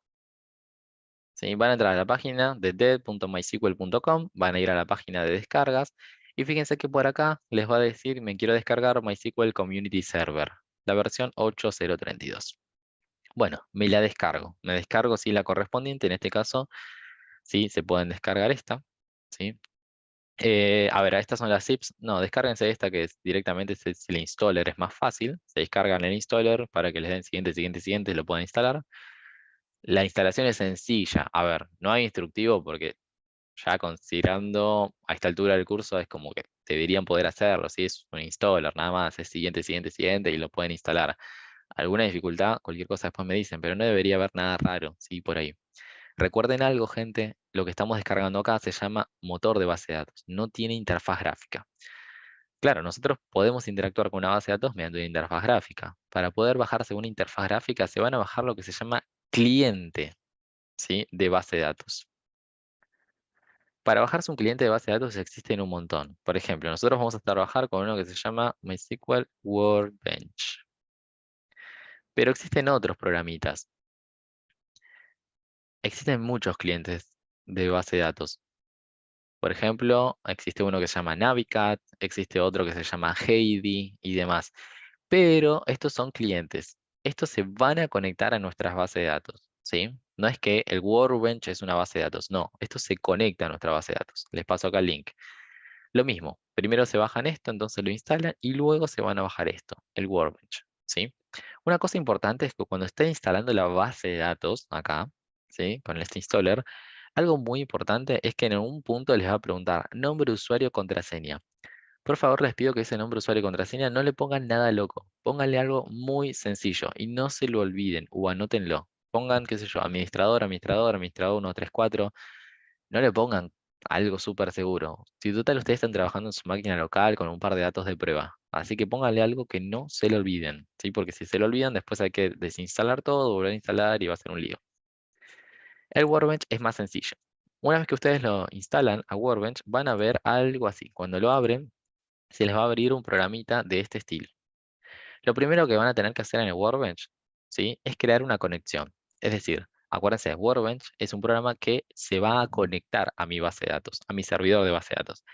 El servidor de base de datos se va a levantar como un proceso en la máquina. ¿Por qué vimos procesos en la clase pasada? Porque ustedes tienen que saber que su base de datos, su motor de base de datos, está corriendo o ejecutando como un proceso. Si ustedes se fijan acá en los procesos que yo tengo corriendo, hay un proceso que tiene que llamarse, fíjense que acá está MySQL Workbench. Workbench es el programa que tengo abierto acá, pero esa no es la base de datos. Tiene que haber uno que se llame, vamos a buscar, este proceso. Se llama MySQLD. El proceso que se llama MySQLD, acá en este caso, es el proceso que levanta el motor de mi base de datos. Esta es mi base de datos levantada, acá, pero no tiene interfaz gráfica. Workbench se va a conectar a este proceso, ¿sí? Y nos va a permitir interactuar con mi base de datos. Eso es lo que va a hacer entonces Workbench. Bien, por eso habíamos charlado un poco sobre procesos para que hoy también entendamos un poco esto. Bien, antes me habían preguntado por ahí por María, ¿sí? MariaDB. MariaDB es una alternativa, así que en realidad se abrió, digamos, de MySQL, porque después MySQL sí empezó a pedir algunas licencias y demás, qué sé yo. Bueno, MariaDB es la versión gratuita, totalmente libre de MySQL. Igual no se hagan problema, ¿sí? Ustedes pueden utilizar MySQL y Maria de forma indistinta. Es lo mismo, ¿sí? Solamente que en este caso MySQL tiene u ofrece ayuda paga, mientras que Maria no, la comunidad de Maria no. Pero es lo mismo. O sea, pueden funcionar de forma similar. Bueno, una vez que tenemos esto, vamos a venir acá, abren el programa, vamos a crear una conexión. Para crear una conexión vamos acá al más, y cuando van al más le van a poner un nombre que puede ser cualquier cosa. Pueden poner, no sé, local si quieren, ¿sí? Porque ustedes están levantando una base de datos en su máquina. El hostname, acá dice 127.0.0.1, esto es una dirección IP. 127.0.0.1 hace referencia a la dirección IP de mi máquina local. Hace referencia a esta máquina, ¿sí? Poner esta dirección IP 127.0.0.1 o poner la palabra localhost hace referencia a mi máquina local. El puerto es el 3306 por defecto, es decir, MySQL siempre que se instala, por defecto se instala en el puerto 3306. Ustedes en la instalación se les va a preguntar, ¿querés que lo instalen en el 3306 o lo querés cambiar? Ustedes no cambien nada. Si no cambian nada, se les va a levantar en este puerto por defecto. Si cambian algo, tienen que acordarse de qué puertos le pusieron para no hacer lío, ¿sí? Así que es muy importante eso. Si pasa algo, ¿sí? Si le cambiaron algo, no va a funcionar. Así que recuerden eso, ¿sí? Bueno. Después le dice nombre de usuario, que tiene que ser el nombre de usuario con el que ustedes instalaron, en este caso el servidor de base de datos, así que no se lo olviden. Y luego acá le van a dar OK. Cuando les dan OK, se les va a generar una conexión. Bueno, como acá se me acaba de generar a mí. ¿Sí? Esperen que le voy a poner acá, delete. Tuki. Se les va a generar esa nueva conexión. Cuando quieran conectarse ahí, si tienen contraseña, les va a pedir la contraseña antes de ingresar. Cuando hacen clic, les va a pedir una contraseña. Si es que le pusieron. Yo no le puse, por ejemplo, miren. Cuando cliqueo acá, en esto que a ustedes les va a salir una vez que configuren, yo acá tengo varias conexiones. Esta está apuntando, en este caso, a mi el sistema local, a mi base local, pero si no me puedo estar conectando a otra base de datos. Bueno, fíjense que en este caso, yo cliqueo acá, no me pregunta contraseña porque yo no le puse contraseña y ¡pum! Ya estoy adentro. Acá, a la izquierda, voy a tener todas las bases de datos que yo tengo levantado en mi sistema. Es decir, mi motor de base de datos puede tener muchas bases de datos. Repito, mi sistema de motor de base de datos puede tener muchas bases de datos. De hecho, yo tengo todas estas por acá, ¿sí? Bueno, si ustedes quieren crear una base de datos, que es lo que vamos a necesitar hacer para empezar a trabajar, lo que van a hacer es lo siguiente. Van a hacer, una vez que tengan acá, ustedes van a tener probablemente una que se llame test nomás. Van a hacer clic derecho acá. Repito, clic derecho acá. Van a poner acá Create Schema. Cuando vayan a Create Schemas, le va a preguntar el nombre. En este nombre le van a poner el nombre de la base de datos que ustedes quieran. Por ejemplo, yo acá le voy a poner, sí, vamos a poner Argentina, ARG, programa, y acá le voy a poner turno mañana, o 140 de la comisión. Bien, ese es el nombre de mi base de datos. Después le van a poner solamente Apply, nada más. Apply, y fíjense que en este caso, cuando yo le pongo Apply, acá, fíjense que dice Create Schema, es decir, esta es la sentencia SQL que se va a ejecutar en la base de datos.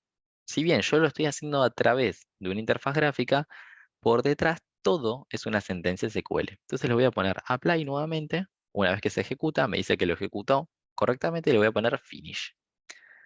Una vez que yo le di finish, cierro esto de acá. Y fíjense que acá ya arriba me figura mi base de datos que se llama Argentina Programa 140. Y acá, si lo cliqueo dos veces, se me pone en negrita, significa que está seleccionada, y ahí me dice las tablas, vistas, store procedure, functions. Claramente ahora no hay nada. No importa que sea estos tres, nosotros ahora nos vamos a concentrar en las tablas.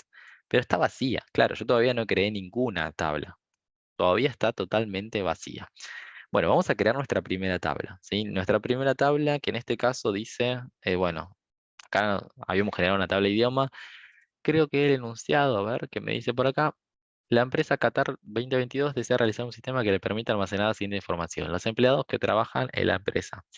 De cada empleado se sabe el DNI, el nombre, el apellido, la nacionalidad y en qué departamento trabaja. Logística, sistemas, compra. De cada departamento que posee la empresa se sabe el presupuesto que maneja. Bien, perfecto. Bueno, vamos a intentar hacer esto. Sí, acá dice, vamos a crear una tabla de empleados. En vez de crear la tabla de idioma, vamos a crear la tabla de empleados. Bueno, para crear una tabla, lo puedo hacer a mano, como nos decía ahí la sentencia, o lo puedo hacer a través de acá, de la interfaz gráfica. Vamos a crear a través de la interfaz gráfica. Miren, cuando abren acá y dicen Tables, van a hacer clic derecho, Create Table. Se les va a abrir esta pantalla que les va a permitir crear una tabla y crear columnas. A mi tabla le voy a poner el nombre acá arriba. La voy a llamar, por ejemplo, empleado. Mi tabla se va a llamar empleado. Bien, no le pongan empleados. Pueden ponerlo, sí, ya les había comentado que dependiendo de la nomenclatura en este caso, que utilicen en su equipo de trabajo o en su empresa, puede ser que lo nomenclen de singular o no. ¿Sí? A mí me da la sensación de que está bueno ponerle siempre en singular para respetar un poco todo el concepto que ya veníamos hablando, de que después cada fila es un caso particular de empleado, pero algunos dicen, bueno, si le pongo empleados, doy a entender que ahí voy a guardar todos los empleados. Es válida la mirada también. ¿Bien? Vamos a empezar a poner las columnas. Sí, las columnas de empleados. Estoy haciendo la guía de ejercicios que teníamos por acá. De cada empleado dice, se sabe el DNI, el nombre, el apellido, la nacionalidad y en qué departamento trabaja.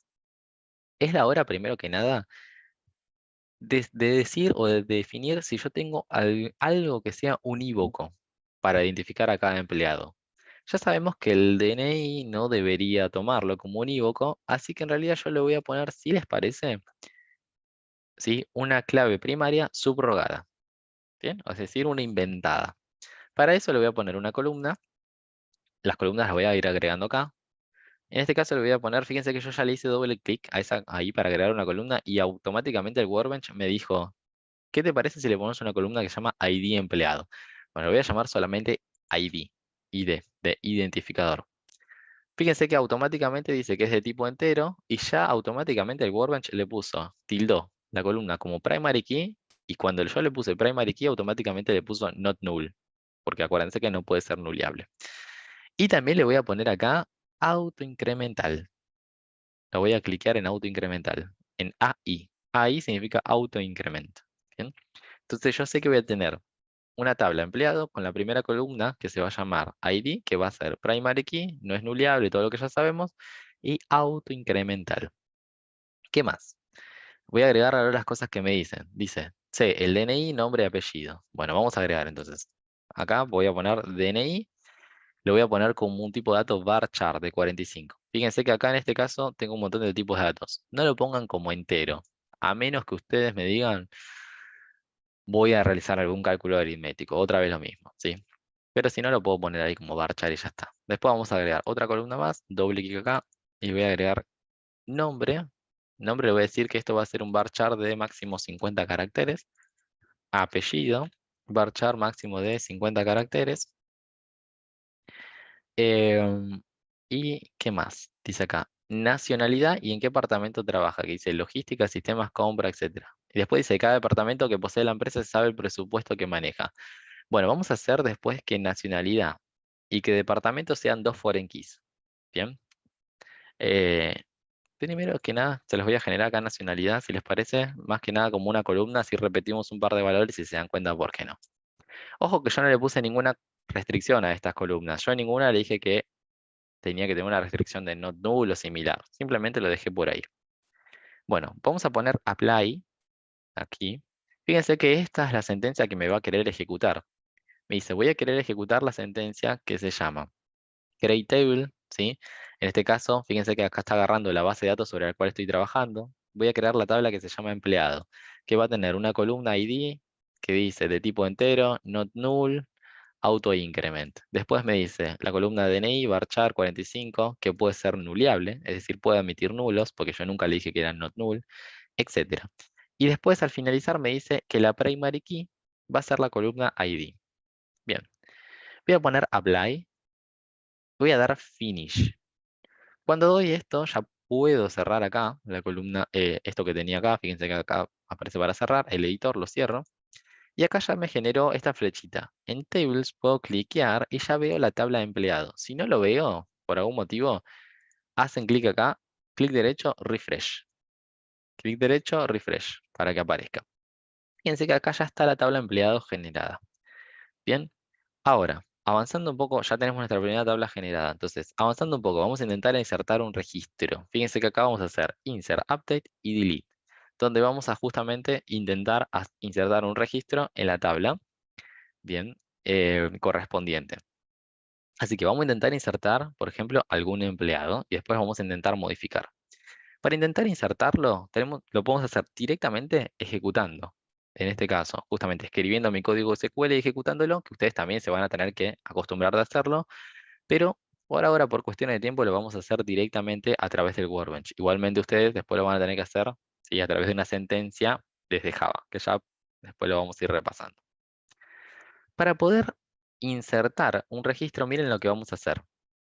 Vamos a hacer clic derecho sobre la tabla de empleado y vamos a poner acá Select Rows, para que el Workbench me muestre esto. Fíjense que acá me lo va a mostrar en un formato de tabla a ver si existe algo. Todos los datos me lo va a mostrar acá. Bien. Bueno, lo que yo voy a hacer es ingresar un empleado. Para poder ingresar un empleado es como si estuviera completando un Excel. Fíjense, voy a ingresar. En este caso, no hay registro, porque acá me muestra los nombres de las columnas, pero acá no me muestra ninguna fila. Entonces voy a querer ingresar la primera fila. Voy a poner que el DNI sea, no sé, 78, piripipi, cualquier número. El nombre le voy a poner acá Juan, apellido Juan Pérez, nacionalidad argentino. No le voy a completar la columna ID. La columna ID es autoincremental. El motor se lo va a asignar. Para poder insertar ese registro, no se hace de forma automática como en un Excel, sino que voy a tener que poner apply. Cuando pongo apply, fíjense que acá me genera la sentencia. La sentencia que yo tengo que aprender en realidad es esta, que dice insert into, se llama la sentencia, insertar en la tabla empleado. Fíjense estas comillas raras, que son estas comillas así, de costadito. Bien. Insert into, tabla empleado, en este caso, que pertenece a la base de datos, ¿sí? Argentina Programa 140, ¿sí? Y después dice, quiero insertar en la columna DNI, nombre, apellido y nacionalidad estos valores. Fíjense, dice, entre paréntesis pongo los nombres de las columnas y después digo la palabra values y pongo los valores que voy a insertar ahí, en esa fila. Y digo, bueno, en la columna DNI, tal, en la columna de nombre, Juan, en la columna apellido, Pérez y en la columna nacionalidad, argentino. Apply, se ejecuta esa sentencia, ¡pum! Ya tengo acá mi primer registro. Fíjense que ahora automáticamente le puso ID 1. Vamos con uno más. Voy acá abajo, cualquier número de DNI, en este caso lo voy a poner acá Martina Pérez, alemana. Apply, apply, y acá tengo 2 registros. Bien. Bueno, ahora, ¿por qué les dije que en este caso, sí, no me gustaría tener acá las nacionalidades escritas, en este caso como si fueran simple texto? Porque podría llegar a pasar este caso. Fíjense, yo pongo un número de DNI, en este caso voy a poner acá a Juana. Eh, Vamos a poner acá Juana Oki.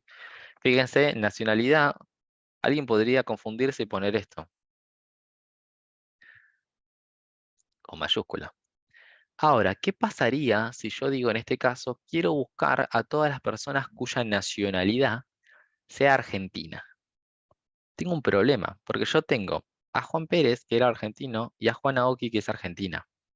Pero con 2 palabras distintas, quiero expresar exactamente la misma nacionalidad.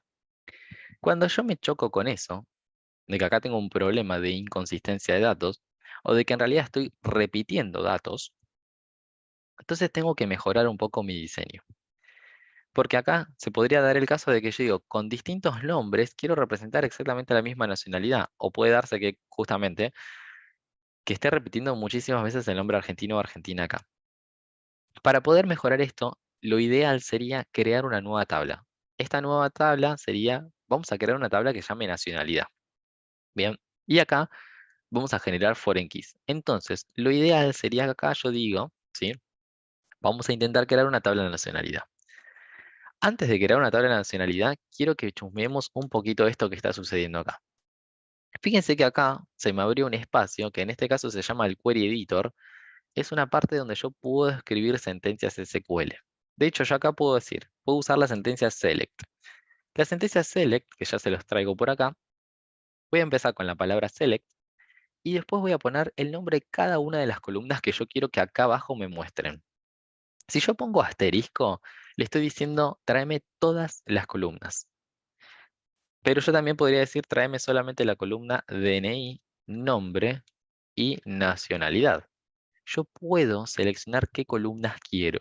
Bien, puedo seleccionar las columnas, pero si pongo asterisco, es todo, todas las columnas. Luego de decir select asterisco, tengo que decir de qué tabla. Entonces voy a poner from y voy a poner espacio, nombre de mi tabla. Mi tabla se llama empleado, ¿sí? Punto y coma y ejecuto. Para ejecutar, rayito, que tengo acá. Cuando toco el rayito, fíjense que acá me va diciendo, si intentó ejecutar, select asterisco from empleado. Y me dice, te devolví 3 registros. Me dice 3 rows, rows es fila, 3 filas fueron devueltas. Y me dice cuánto tardó en ejecutar. Bien, buenísimo. Ahora, ¿qué pasaría si yo digo, quiero traerme a todos lo de nacionalidad argentino? Yo acá tendría que decir una condición. Entonces, tráeme todas las columnas de la tabla empleado, pero en este caso le voy a decir cuya nacionalidad sea argentina. Entonces le voy a poner dónde, where, nacionalidad, y le voy a poner acá igual y entre comillas, le voy a poner, por ejemplo, argentino. Si yo le pongo esto así y ejecuto, fíjense que solamente me trae un registro, el que decía argentino, pero no me trae el que decía Argentina. Y ahí tengo el problema que les decía. Yo en realidad acá debería mostrar a todos los argentinos. No importa si lo puse argentino, Argentina, Argentina mayúscula, Argentina minúscula. Tendría que traer a todos los que son argentinos. Entonces ahí, con eso me surge la necesidad de estandarizar. Me surge la necesidad de, digo, me parece que necesito estandarizar a las nacionalidades. Para poder estandarizar a las nacionalidades, lo que vamos a hacer es crear una nueva tabla.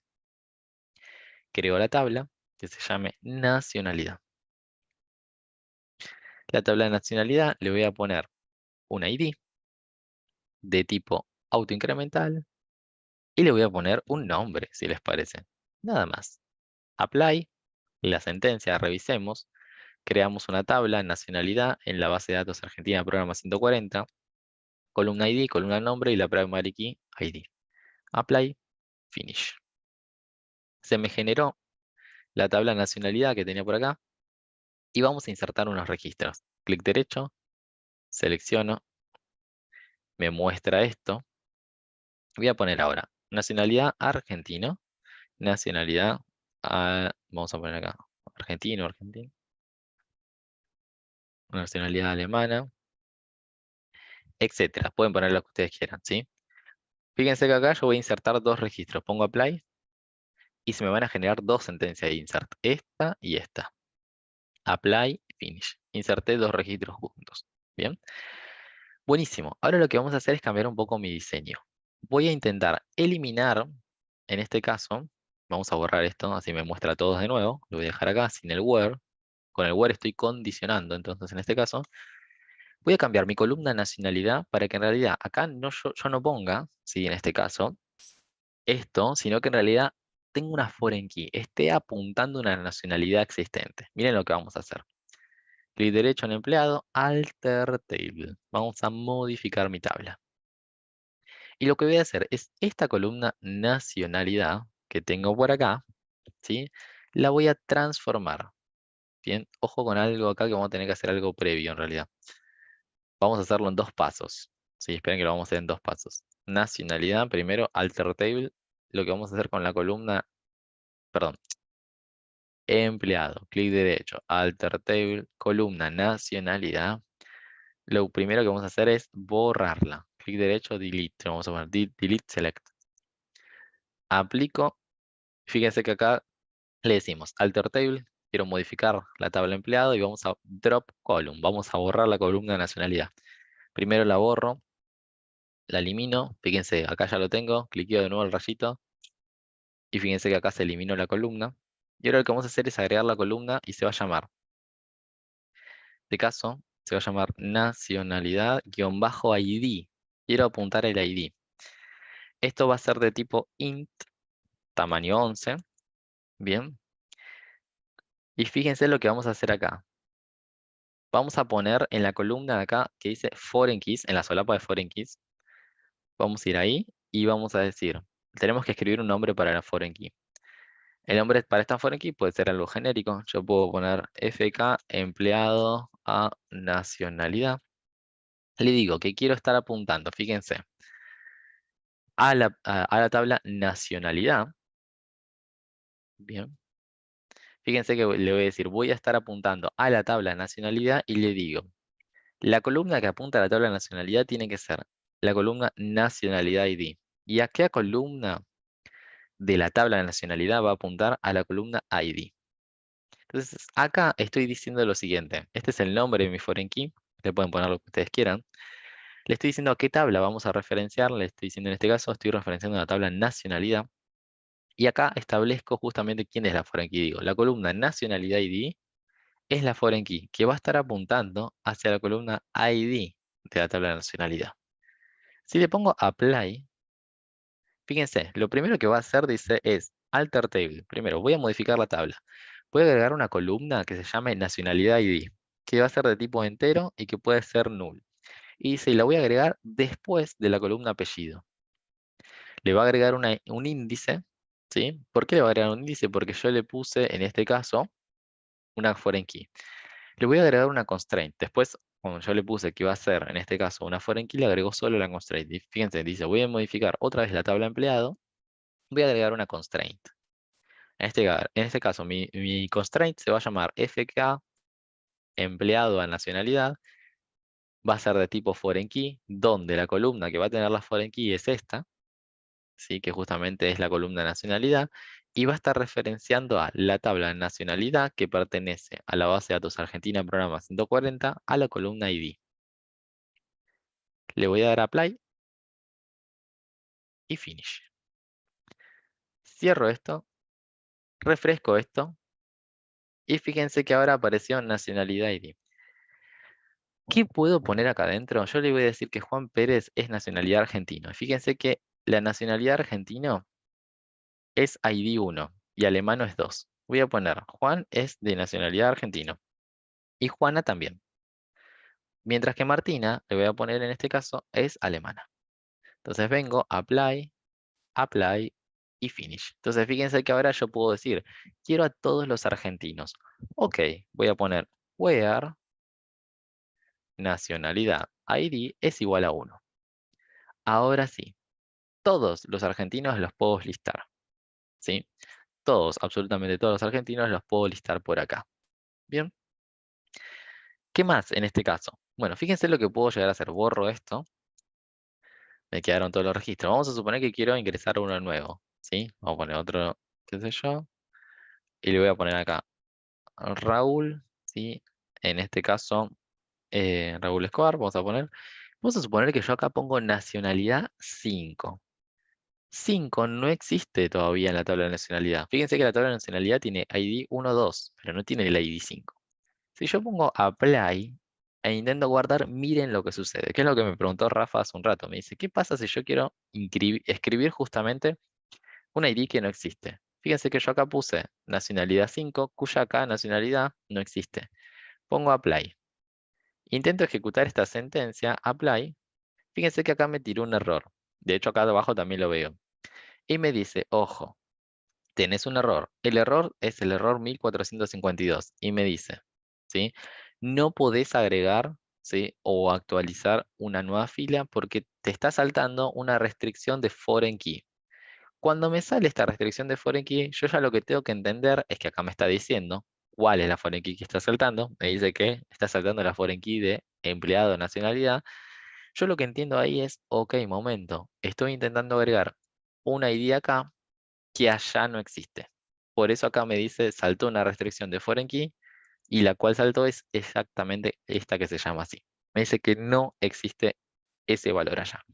Entonces ahí me doy cuenta que tengo un error, nunca me lo insertó y ahí lo tengo que modificar. Y acá digo, ok, puse un 5, ese 5 no existía, vamos a poner un 1 o vamos a poner un 2. Otra cosa no puedo poner. Cuando lo modifico, ahí sí me lo va a tomar. Así que eso es importantísimo. Bien, bueno, creo que acá teníamos esto. Bien, teníamos el... Vamos rápido con esto y ahí nos vamos a quedar. Última cosita que tengo por acá es, ¿qué pasa si lo quiero actualizar? Fíjense que acá vamos a suponer que me confundí. Juana no era apellido Oki, sino que Juana era, qué sé yo, Juana U. Vamos a suponer que yo acá quiero cambiar este apellido. Pongo apply y fíjense lo que sucede acá. Se genera una sentencia que se llama la sentencia de update. Dice update, tabla empleado. Y ahora digo, cámbiame en la columna apellido. En la columna apellido pone la palabra V, ¿sí? Que es el apellido. Pero en este caso le voy a poner where ID es igual a 3, solamente para el registro 3. Si yo no le pongo este where, lo que va a hacer es que a todas las columnas apellidos de absolutamente toda mi tabla le va a poner exactamente lo mismo, apellido V. Y yo no quiero que pase eso. Solamente quiero que le ponga a el registro de ID 3. Entonces necesito poner where ID es igual a 3. Si no pongo esto, ojo, porque es peligroso. Pongo apply, pongo finish y se actualizó para ese registro. Lo mismo, ¿qué pasa si yo quiero eliminar algo? Si quiero eliminar un registro, en este caso voy a hacer clic derecho, por ejemplo, delete row. Cuando lo borro, para que se aplique tengo que poner apply y fíjense la sentencia que se genera. Dice delete from Argentina programa, piripipi, tabla empleado, where ID es igual a 5. Lo peor que les puede pasar es que ustedes este where no lo pongan. Si ustedes no ponen el where y ponen delete from empleado, se les va a borrar absolutamente toda la tabla, porque no están condicionando el borrado. Es necesario que ustedes pongan el where para condicionar la fila que quieren o actualizar o eliminar. Si no ponen el where, van a estar en problemas, ¿sí? Así que cuidado con eso. Voy a poner apply y ahí efectivamente la fila se borró. Después tenemos muchas cosas para charlar, ¿sí? Sobre los select y distintas formas de utilizarlo. En la próxima, ¿sí? Vamos a intentar conectarnos desde nuestro código a nuestra base de datos y después en la otra probablemente estudiemos un poquito más algunas cosas y algunas sentencias y demás. Esta práctica sí me gustaría que la intenten hacer, ¿sí? Por lo menos intentar alguna consulta mínima y demás. Sé que hoy quizás es muy poquito lo que tuvimos, pero por lo menos intentar instalarlo, generar esta tabla que hicimos, generar alguna consulta de Select, investigar un poquito más qué hay sobre algunas consultas de Select para llegar a esto sería buenísimo. Y podemos ir pimponeando algunas respuestas. ¿Alguna consulta, gente?